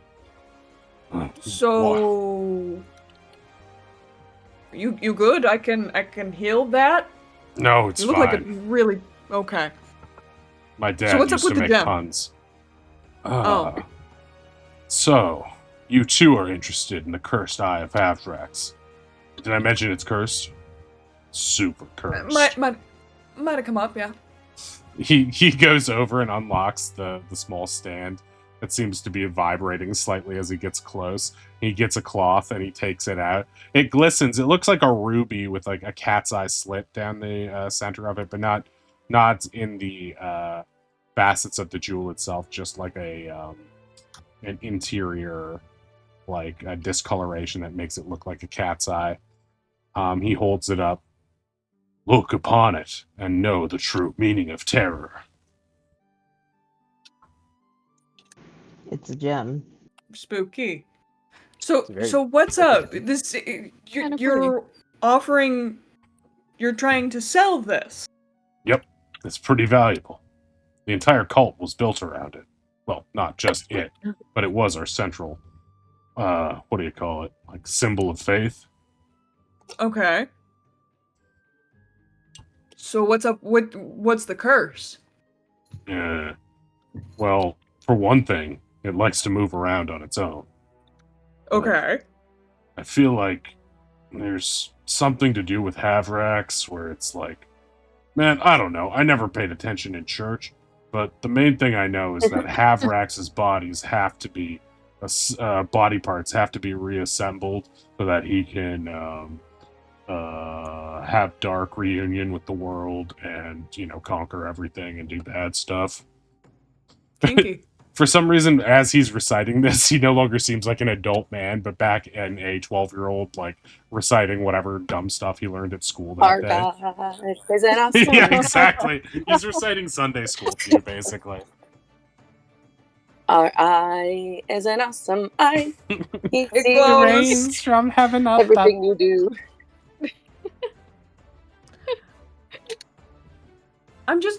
I'm confused. If you want to get rid of it, which it seems like you do, why not talk to Delia, the quest girl, and like do a quest? Why are you making people pay for a thing that you get rid of? Mm. Walk me through the thought process here, man. Well, I'm not an Arcana guy. I just know it's valuable. Ronnie tattoo messaging. Yeah, come on, right? That's what I said. Strange Sure, business it's not model. just a gem that people have decided with superstitious reasoning is special. No, it's very bad. Has Yeah. it done anything? It tried to escape well, while Ronnie I was here haven't last seen it. time. It did try to escape, and Ronnie was its vibes distracting me are- by flirting with me. And then it Uh, tried to roll out the door. That is Sounds very just like believable. Ronnie. Yep. Mhm. So we get to pay you for the privilege of getting it off your Of hands. having a cursed item. Nah, it's fine. I'm used to it by now. We get along. So you Get don't. along? So you're fine. Well, we can just leave. We don't have to buy it. Hey, I know its value. Do Mhm. you? Not really.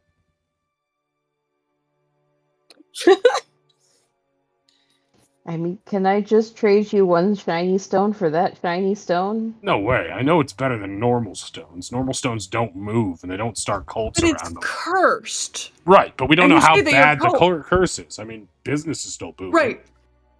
Right. It is a magic item. It is cursed. But you did also say that your cult is hunting after it? Yeah, but I mean, you're not the smartest cult. Uh-huh. I mean, there's a reason Havrax isn't really a well-known, demon lord.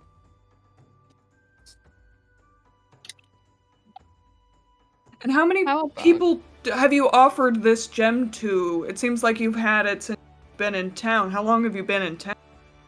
Yeah, I've had it for as long as since I was 15, maybe. I think that's when That's I what you escaped. told me. Yeah, that's when I escaped from the cult. I stole it Yeah, on so my like way do you out.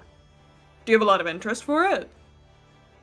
Not really. A part of me worries that if I give it to some random nobody, they might, be a member of the cult in disguise or something like that. Seem like a nice person or just a museum collector. I don't know. Something about Ronnie and all the positive buzz around town. Although, I guess that's changed somewhat.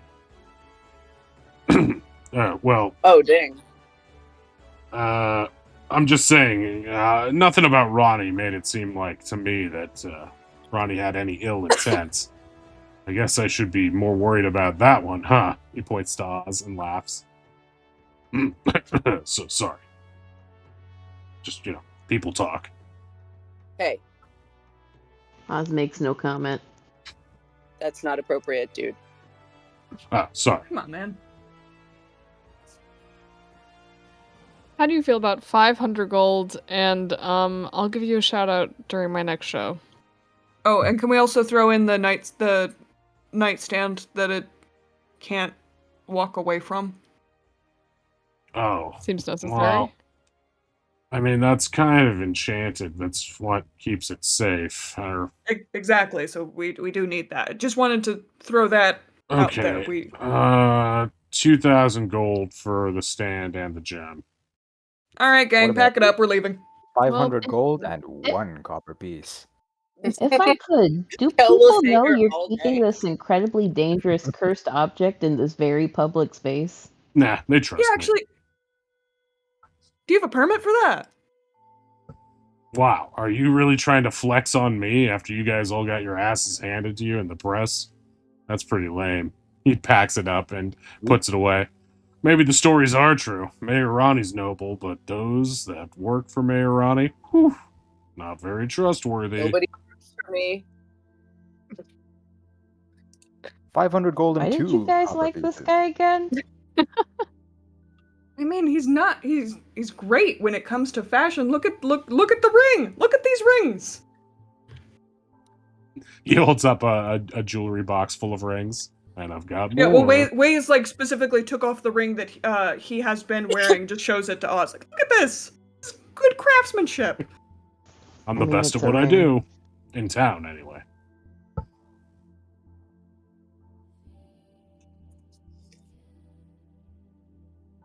Look, you don't All right, need to guys, buy pack it it up. now. I'm We're gonna sure, stop playing a lot. yeah, if you don't Well- want it, you don't have to take it. I'll keep it here until I find someone pure of heart.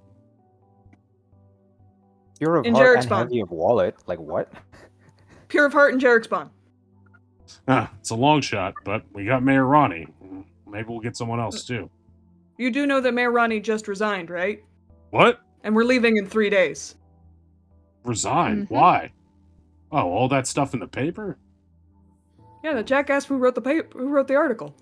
Well, that's not why they resigned. They're taking responsibility for their actions. Yeah, but like let's a noble put person credit does. where credit's due. The guy wrote the really bad article. And if Yeah. the town is so willing to believe lies, then what is the point in trying to lead them? Yeah. Can't be a good-hearted person if every time you try and do something good, everybody slams you back into the mud. Well, but it sounded like the paper made it sound like Ronnie didn't even know what was happening. It was you guys who did the bad stuff. Got that ship sank. They didn't do anything. No, I'm confused.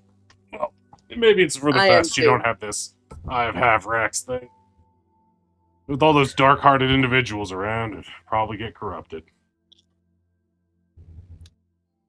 Is that what it does? Probably. Then how do we know that you're not corrupted? Ooh. Mm.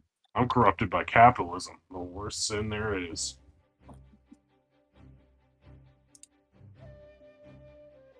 I mean, clearly you've corrupted if you haven't tried to destroy this cursed object that I'm could not bring going to about the destroy it. destruction What if of the there's a world. devil in it or some shit?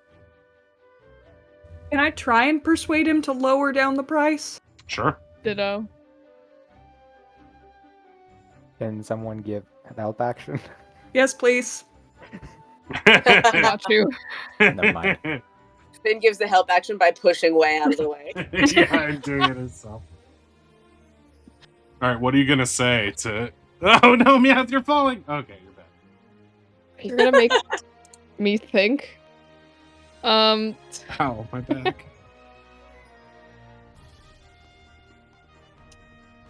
Listen, we have done a lot here in this town, and we just want a unique keepsake. Right? Plus, we like you. You're a cool dude. And the thought of leaving you with this dangerous gem all alone in a town full of pirates just doesn't sit right with us, you know? Look, I can tell you guys really want it. You came back and you brought everyone, and now you're trying to negotiate with me. And, you know, I don't care what the papers say. I don't care about all that. I trust Mayor Ronnie. Just seems like a good egg. I like this Way guy, too. Seems cool. But, Finger guns. I don't know. Fine. 1850 for everything. And everything meaning what? The consecrated table, the little nice cloth I wrap it in. Ooh, very nice. And the Eye of Avarax. Ronnie pulls out their wallet. Wait, what? No. 15. Hey, Ronnie, Oz told me that we should only spend our money when we're dead or starving. That's true. Oz nods. Remember how, like, you don't work for me, but also I decide everything? Yeah. It's a I don't weird work job. for you. Oh, yeah. That's fair, too. Okay. Sold. Deal? Deal. All right.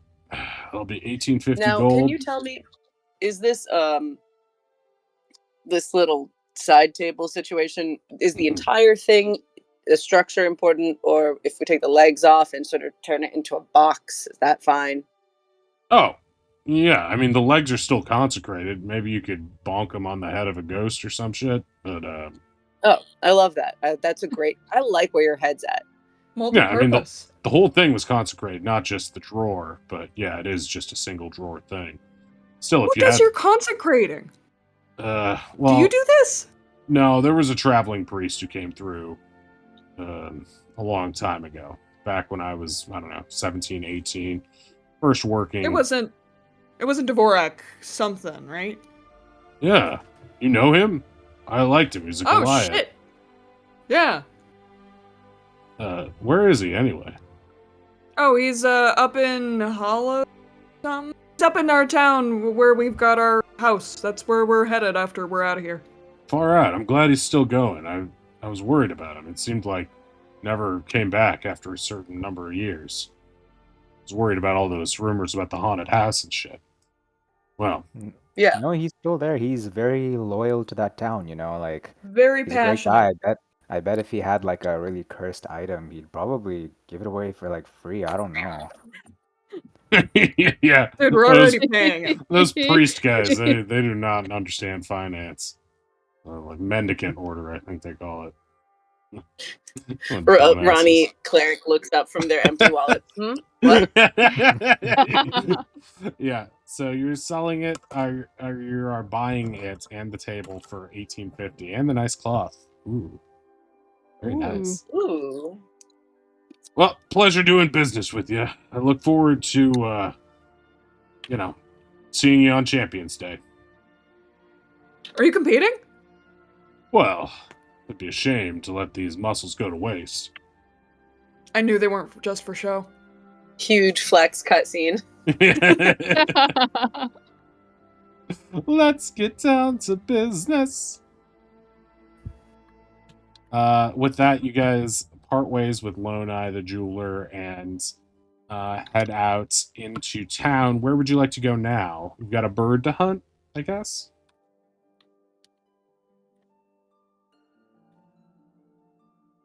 Yeah, I suppose so. Yes. All right. You do have one person who is a master of beasts, so to speak. And you also have someone who once raised these birds. Albeit momentarily.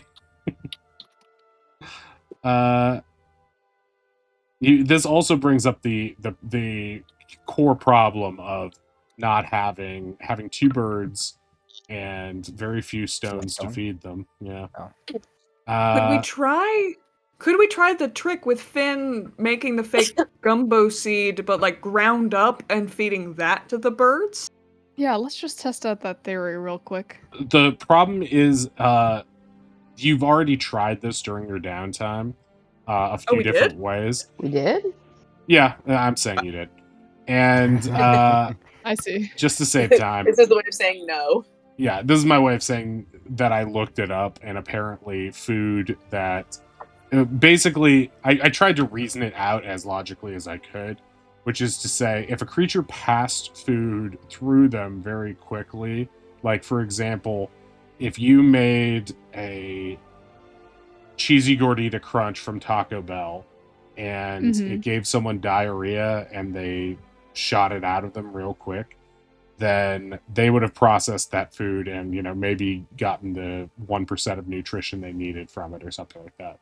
However, Tequicils do not digest things very fast and sort of keep these seeds that are otherwise hard to crack inside their stomachs, and they just slowly dissolve and provide them with all the nutrients they need throughout the day. It's almost like filling up a car with gas. They get their seed and then they're good to go. However, they will gorge on more if left to their own devices and become sort of like weighted and useless. Which is why it's important to train them. They're kind of difficult birds to raise, as we are learning. So for the purpose of College of Creation, if it only lasts for an hour, then it would not provide them with sustenance. And once it dissipates, any sustenance they may have gotten from it would no longer work. And that's not just my DM ruling. It always seemed like kind of a fudge from my perspective, but when I looked at it online, that's actually like established like how it would work. At least that's established bird canon lore. Not bird canon lore, but College of Creation, how it works with regard to food lore that I'm basing it off of. At least if it's not Wizards of the Coast, and honestly, who the fuck cares what Wizards of the Coast thinks? But if it's not them, then it's at least like community-wide established in that way for those who care. I mean, a very valid point is being raised. I'm a druid, and I do have Goodberry. I could have Goodberry on a long rest. Sure. In the rules, it does specifically say that it would sustain a creature in terms of nourishment for the entire day. Goodberry would, in terms of... Yeah. 10 magic berries appear in my hand. They're magical. You can eat it, and it'll make you be nourished for the entire day. And it doesn't specify just humanoids, it says a creature. A creature. So what I'm hearing is I didn't have to crash the economy of an entire port town to feed my birds. That was the best plan, I think, but this is like backup. Hear me out. Backup plan. We buy a single gumbo seed. We plant it in the pot. Yeah, so we've got the one. So we plant it in the pot of awakening. So we have a plant that knows what it needs when it needs it. Wait, so you're gonna make a risen, awakened gumbo tree? Yes. Yeah. Because it's really needy, so it's like, oh, I'm too dry. Oh, I'm too dry. It just It'll starts let us know. screaming and runs into the ocean Yeah. towards its home Yeah. continent. Okay, let's take one wacky scheme at a time. So, a creature can use its action to eat one berry. Eating a berry restores 1 hit point, and the berry provides enough nourishment to sustain a creature for 1 day. I would say that this is a very reasonable use of good berry. If you could, the difficulties, there are difficulties associated with this, and I'm sure you can reason out those, what they are, Kel. But I'll give you a chance if you'd like to win an inspiration to think what are the difficulties associated with this. The teak whistles might not want to eat the berries. 1, that's good. That's 1 inspo. What's the second one? We can only well, there's a whole post office of them, and there's only 10 berries. No, the other one is. Oh. I'm specifically Oh, looking. it's not built for their digestive systems.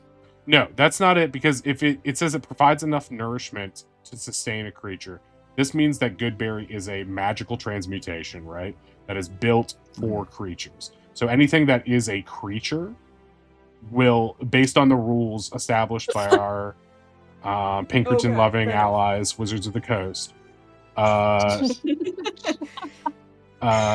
off, Kings.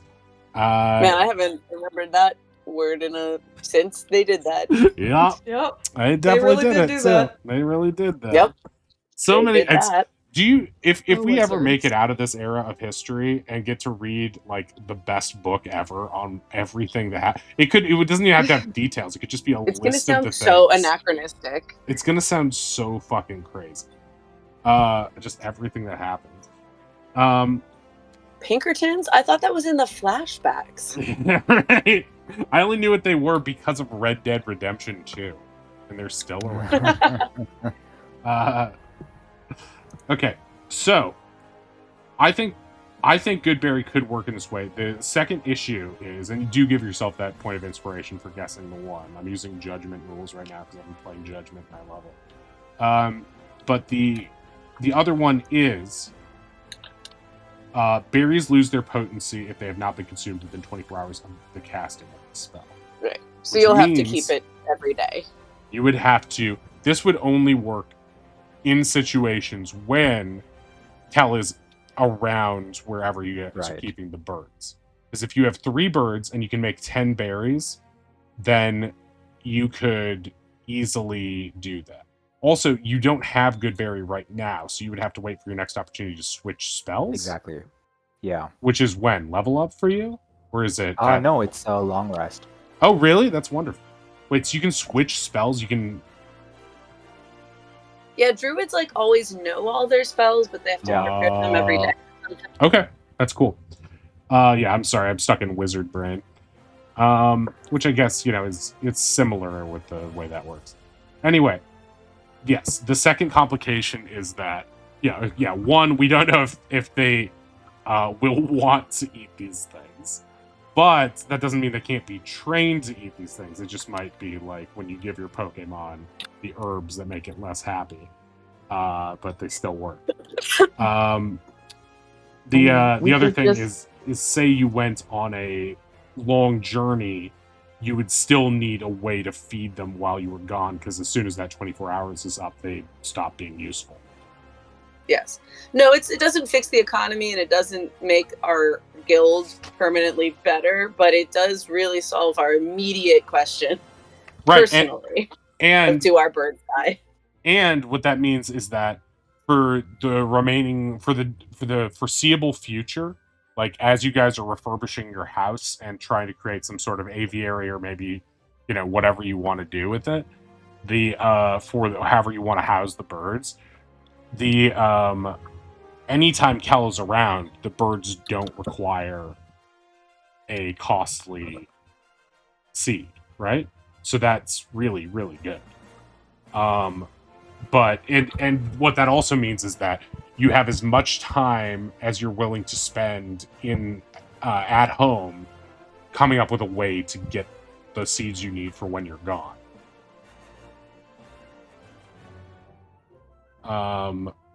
Meaning, if it's like, well, how are we going to get these seeds? Well, we have as much time as we need to think about it because we could use good. So that is a good Yeah. solution, I think. Regardless, the fact remains that two things remain. It's like, okay, one, we probably need to solve the problem of getting the ship, getting a ship that can swiftly travel between these places. And Yorka said he was going to reach out. There's a chance you could talk to Edgar about that. And the other thing is, stockpiling enough of the seeds either at the ridiculous markup or find them some other way, so that when you do decide you want to leave home and go to the next place, you'll be able to feed them. And there's also the thing of like, well, if it gets too much, then maybe getting rid of the birds. You've already gotten rid of one of them, so there's. It got rid of us. It got rid of you. We Even are if we currently can feed looking them now, for we it. can go catch it. Right. I mean, how many berries or how many do you have left now, Oz? I guess it's been. After the 2 for today, Oz has 7 left. I also have the one special one that I guess we're putting in the Pot of Awakening with the swamp soil and a bunch of other magic to try and make it hopefully grow. Oh, the one that you got that was the growable Banded one. Yeah. Okay, that makes sense. So wait, so Oz got a sack with like 9 of them in it, right? 12. 12. Oh, yeah, 12. And had one day of feeding all 3, and now a day of feeding 2. I've Right, been keeping track. but it's been more than just one day because we've been doing downtime. Remember? Isn't this the second day? No, because we did downtime activities, if you remember, and then we said we stopped the clock at 3 days before the festival, which is now when it is. So that means Well, now it's 2 days before the festival, isn't it? correct. Semantics. No, that's accurate. We stopped the clock at 3 days. The previous day was the day of the Barnikoff incident. Let me pull up calendar.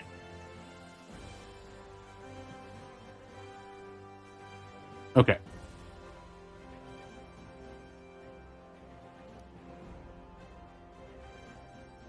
What does the intro outro say? Oh, yeah. Okay. So 3 days before the festival would be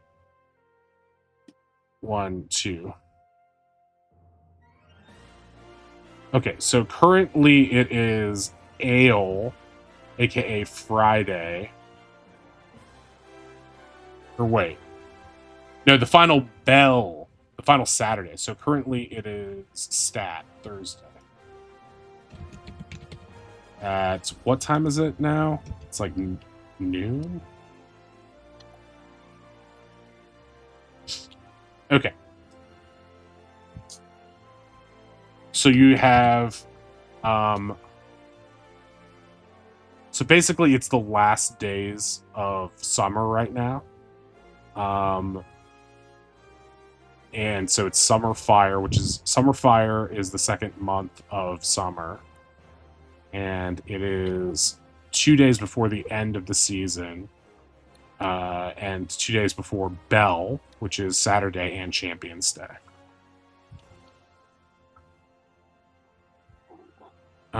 Which means that how many days have passed? Ooh, okay, let's say we already counted that day. So 1, 2, 3, 4, 5, 6, 7. 7 times 2 is 14. So therefore you are probably out of seeds and have likely had to buy some. 14 and you had 9, so 5. So Oz is probably down 50 gold. We had 12 to start. And you subtracted 3 from the 3 birds. Then you had a day Yeah. of 2, and then 7, Okay. right? Just making. So it was 9 the day before we just started. I ticked off 2 for today. Okay.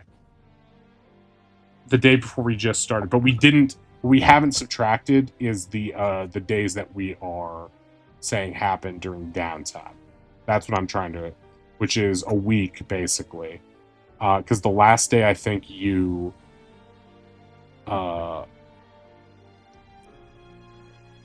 we're gonna when is downtime happening? Wouldn't Kel have swapped his spell over to Goodberry Right. by then? he could have, because we're still operating in, well, the Goodberry, I mean, he could have. However, we basically did a time skip from Wednesday to whenever the Barnakoff incident happened. I think was like the last thing of after the time skip. Kel hadn't suggested a Goodberry thing until just now. So, but if you'd like, since Kel just got an inspiration, I will accept him burning an inspiration for having already suggested this thing. That way you could say you didn't have to spend the 50 gold on the rest. If that makes sense, if Kel's willing to do that. Yeah, I'm happy to. Is that something? I mean, I think that makes a lot of sense because then we also still have 9 or whatever. Exactly. Yeah, Yeah. I'm happy to do that. Yeah. Okay, so in response to that, and because Kel didn't really do that many things during downtime, right? Besides helping Oz. So it Yeah, not makes a lot. particularly. Yeah, you didn't have any long-term things that you were working on. You were just sort of helping Oz. And with Dr. Wilder gone, you were probably thinking about this stuff a lot just because like your normal research partner isn't there. So I would argue that it's possible that Kel thought about this during downtime, and therefore Oz has not needed to subtract any. So he still has 9, right? But he did feed Sounds them like a second day. I feel like he has 7 remaining. Because if he had 12 the first day, fed them, right? And then there was a day after that we did RP. So that would be 7. And then downtime started. So at that point, I think Sounds good to me. I think 7 is how many he has remaining now. But so long as Kel is around and has Goodberry on his current spells list, the birds will not go hungry. However, during this time, you do realize, Kel, that the birds do not particularly like the taste of the berries, and they have no natural inclination to eat them. So for those who are so during downtime, since we're retconning this so that during downtime you did do this Goodberry plan, what I'd like is for you to first I'd like you to roll, or whoever's feeding them. Would you like Oz to feed the good berries, or would you like you to figure it out yourself with your druid knowledge? Oz can feed them if Oz wants, but I would like to try and talk to them and like just be like, look, I'm sorry we don't have enough of what you normally eat, but these will be good for you. Please trust me. With speech of beast and leaf, you are able to communicate with them, right? So that means Yes. they can fully understand what you're saying. But you're not doing speak with animals, so you can't get their words back, right? Yeah, I can't understand them back, but I can. You can at least speak to communicate with them. them. Based on the Do you bird's have speak with personality, animals? I think he does. I do actually, but I don't particularly need to use it unless we're time skipping again, and then I can just burn it on the day because I get it the next day anyway.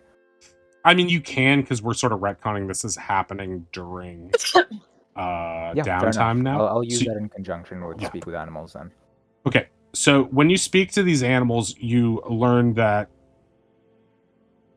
they basically have personalities that match their physical behavior. The one is sort of derpy, and doesn't seem like he has a lot of thoughts in his head. Like he sort of does his job, but he's just sort of like a goofball. And the other one just seems like a very average bird. And when you talk to them about this, can you make a persuasion roll Of on course. them? Oh, come on. The derpy one is like is Can just sort of. I Oh, sorry. Oh yeah, you can use do. calming Yeah. presence Yeah, to you let you can. reroll? Because I went with Kel to collect some swamp dirt earlier in downtime, Thank and you. now it's like, hey, you got this. I'll They're just being guide really myself as persnickety. well. It's okay. Yeah, guidance yourself. Okay, And so that speech of beast and leaf mechanically gives me advantage on charisma things against animals, and then a d4. Okay, 16. oh, okay. So because of speech and beastly is innate, right? It's not like activating a different thing. Okay, so with 16, the birds, the one bird who is like the older brother of the two, is sort of like, you can hear him talking to you. He's sort of like, bad smell. Me like others smell better. And you convince him to try it, and he sort of begrudgingly does. And he says, bad taste, but fine. And the other one just goes, "Oh, me want," and just starts munching on them. Me like that taste. I mean, yeah, Thank you could you have for I being guess 9 of so them. good. It looks at So I should you. go to the post office. Yeah, the slightly smarter bird looks at you, Cal, and is like, "You have more seed tomorrow, yeah?" We'll try, but I can't promise anything. I'm sorry. He makes an unhappy noise, but he seems.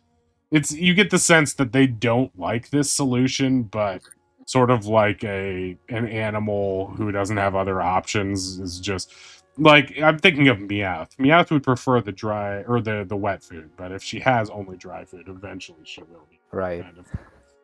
So the birds might be a little bit sassy or maybe in a bad mood because of this. That might have other complications, but for now, you can at least be sure that the birds will be healthy and well fed as a result of this. Being able to talk to them, especially when they're moody, is a huge advantage. So they won't spit up the berries, and they won't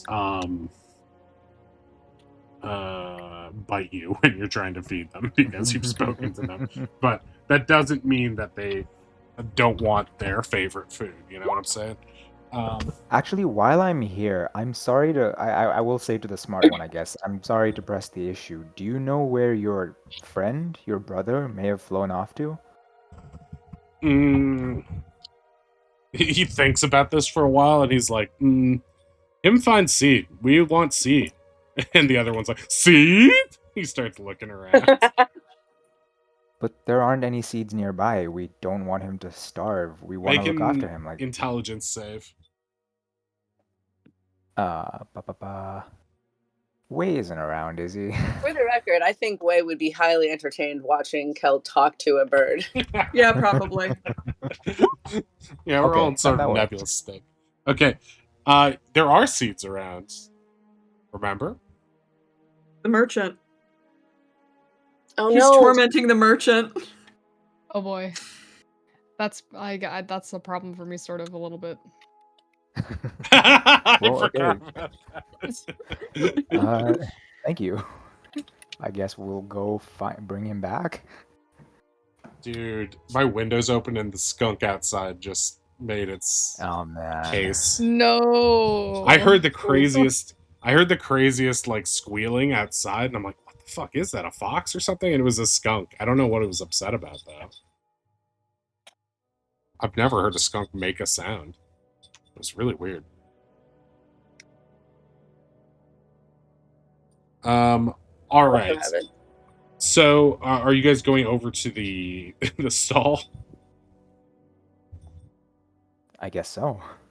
As you approach the stall, This is the weirdest flashback. As you approach the stall, you see the Yuan-Ti guy who runs it. He has like a butcher's knife, and he is like actively threatening the lost Tequicel, who is like aggressively swiping at him with talons while trying to scoop up nuts with its tail. They're in a fight to the death right now. This is only going to end with one of them, with one victor. Well, does the Teak Whistle stand a chance? Can I tell? You'll have to find out next week on the next exciting episode of D&D Ball Z. Dungeons and Dragon Ball Z. Thank you so much, everyone, for being here and for helping us figure out this shipwreck nut adventure. Yeah, Oz is yeah. He just like cooks it, then we don't have to feed it. We're gonna head out now. Who is on right now? Let's see here. Ratty is on. Let's go over to Rat. I don't know if she's gonna keep being on, but we'll go over to her. All right. Have a good night, everybody. We will most likely be back next week. It'll be May 1st. Wow. Anyway, have a good night, everyone. Thank you for being here, and I'll talk to you all later. Bye-bye. Bye-bye. Bye bye. Bye. Okay.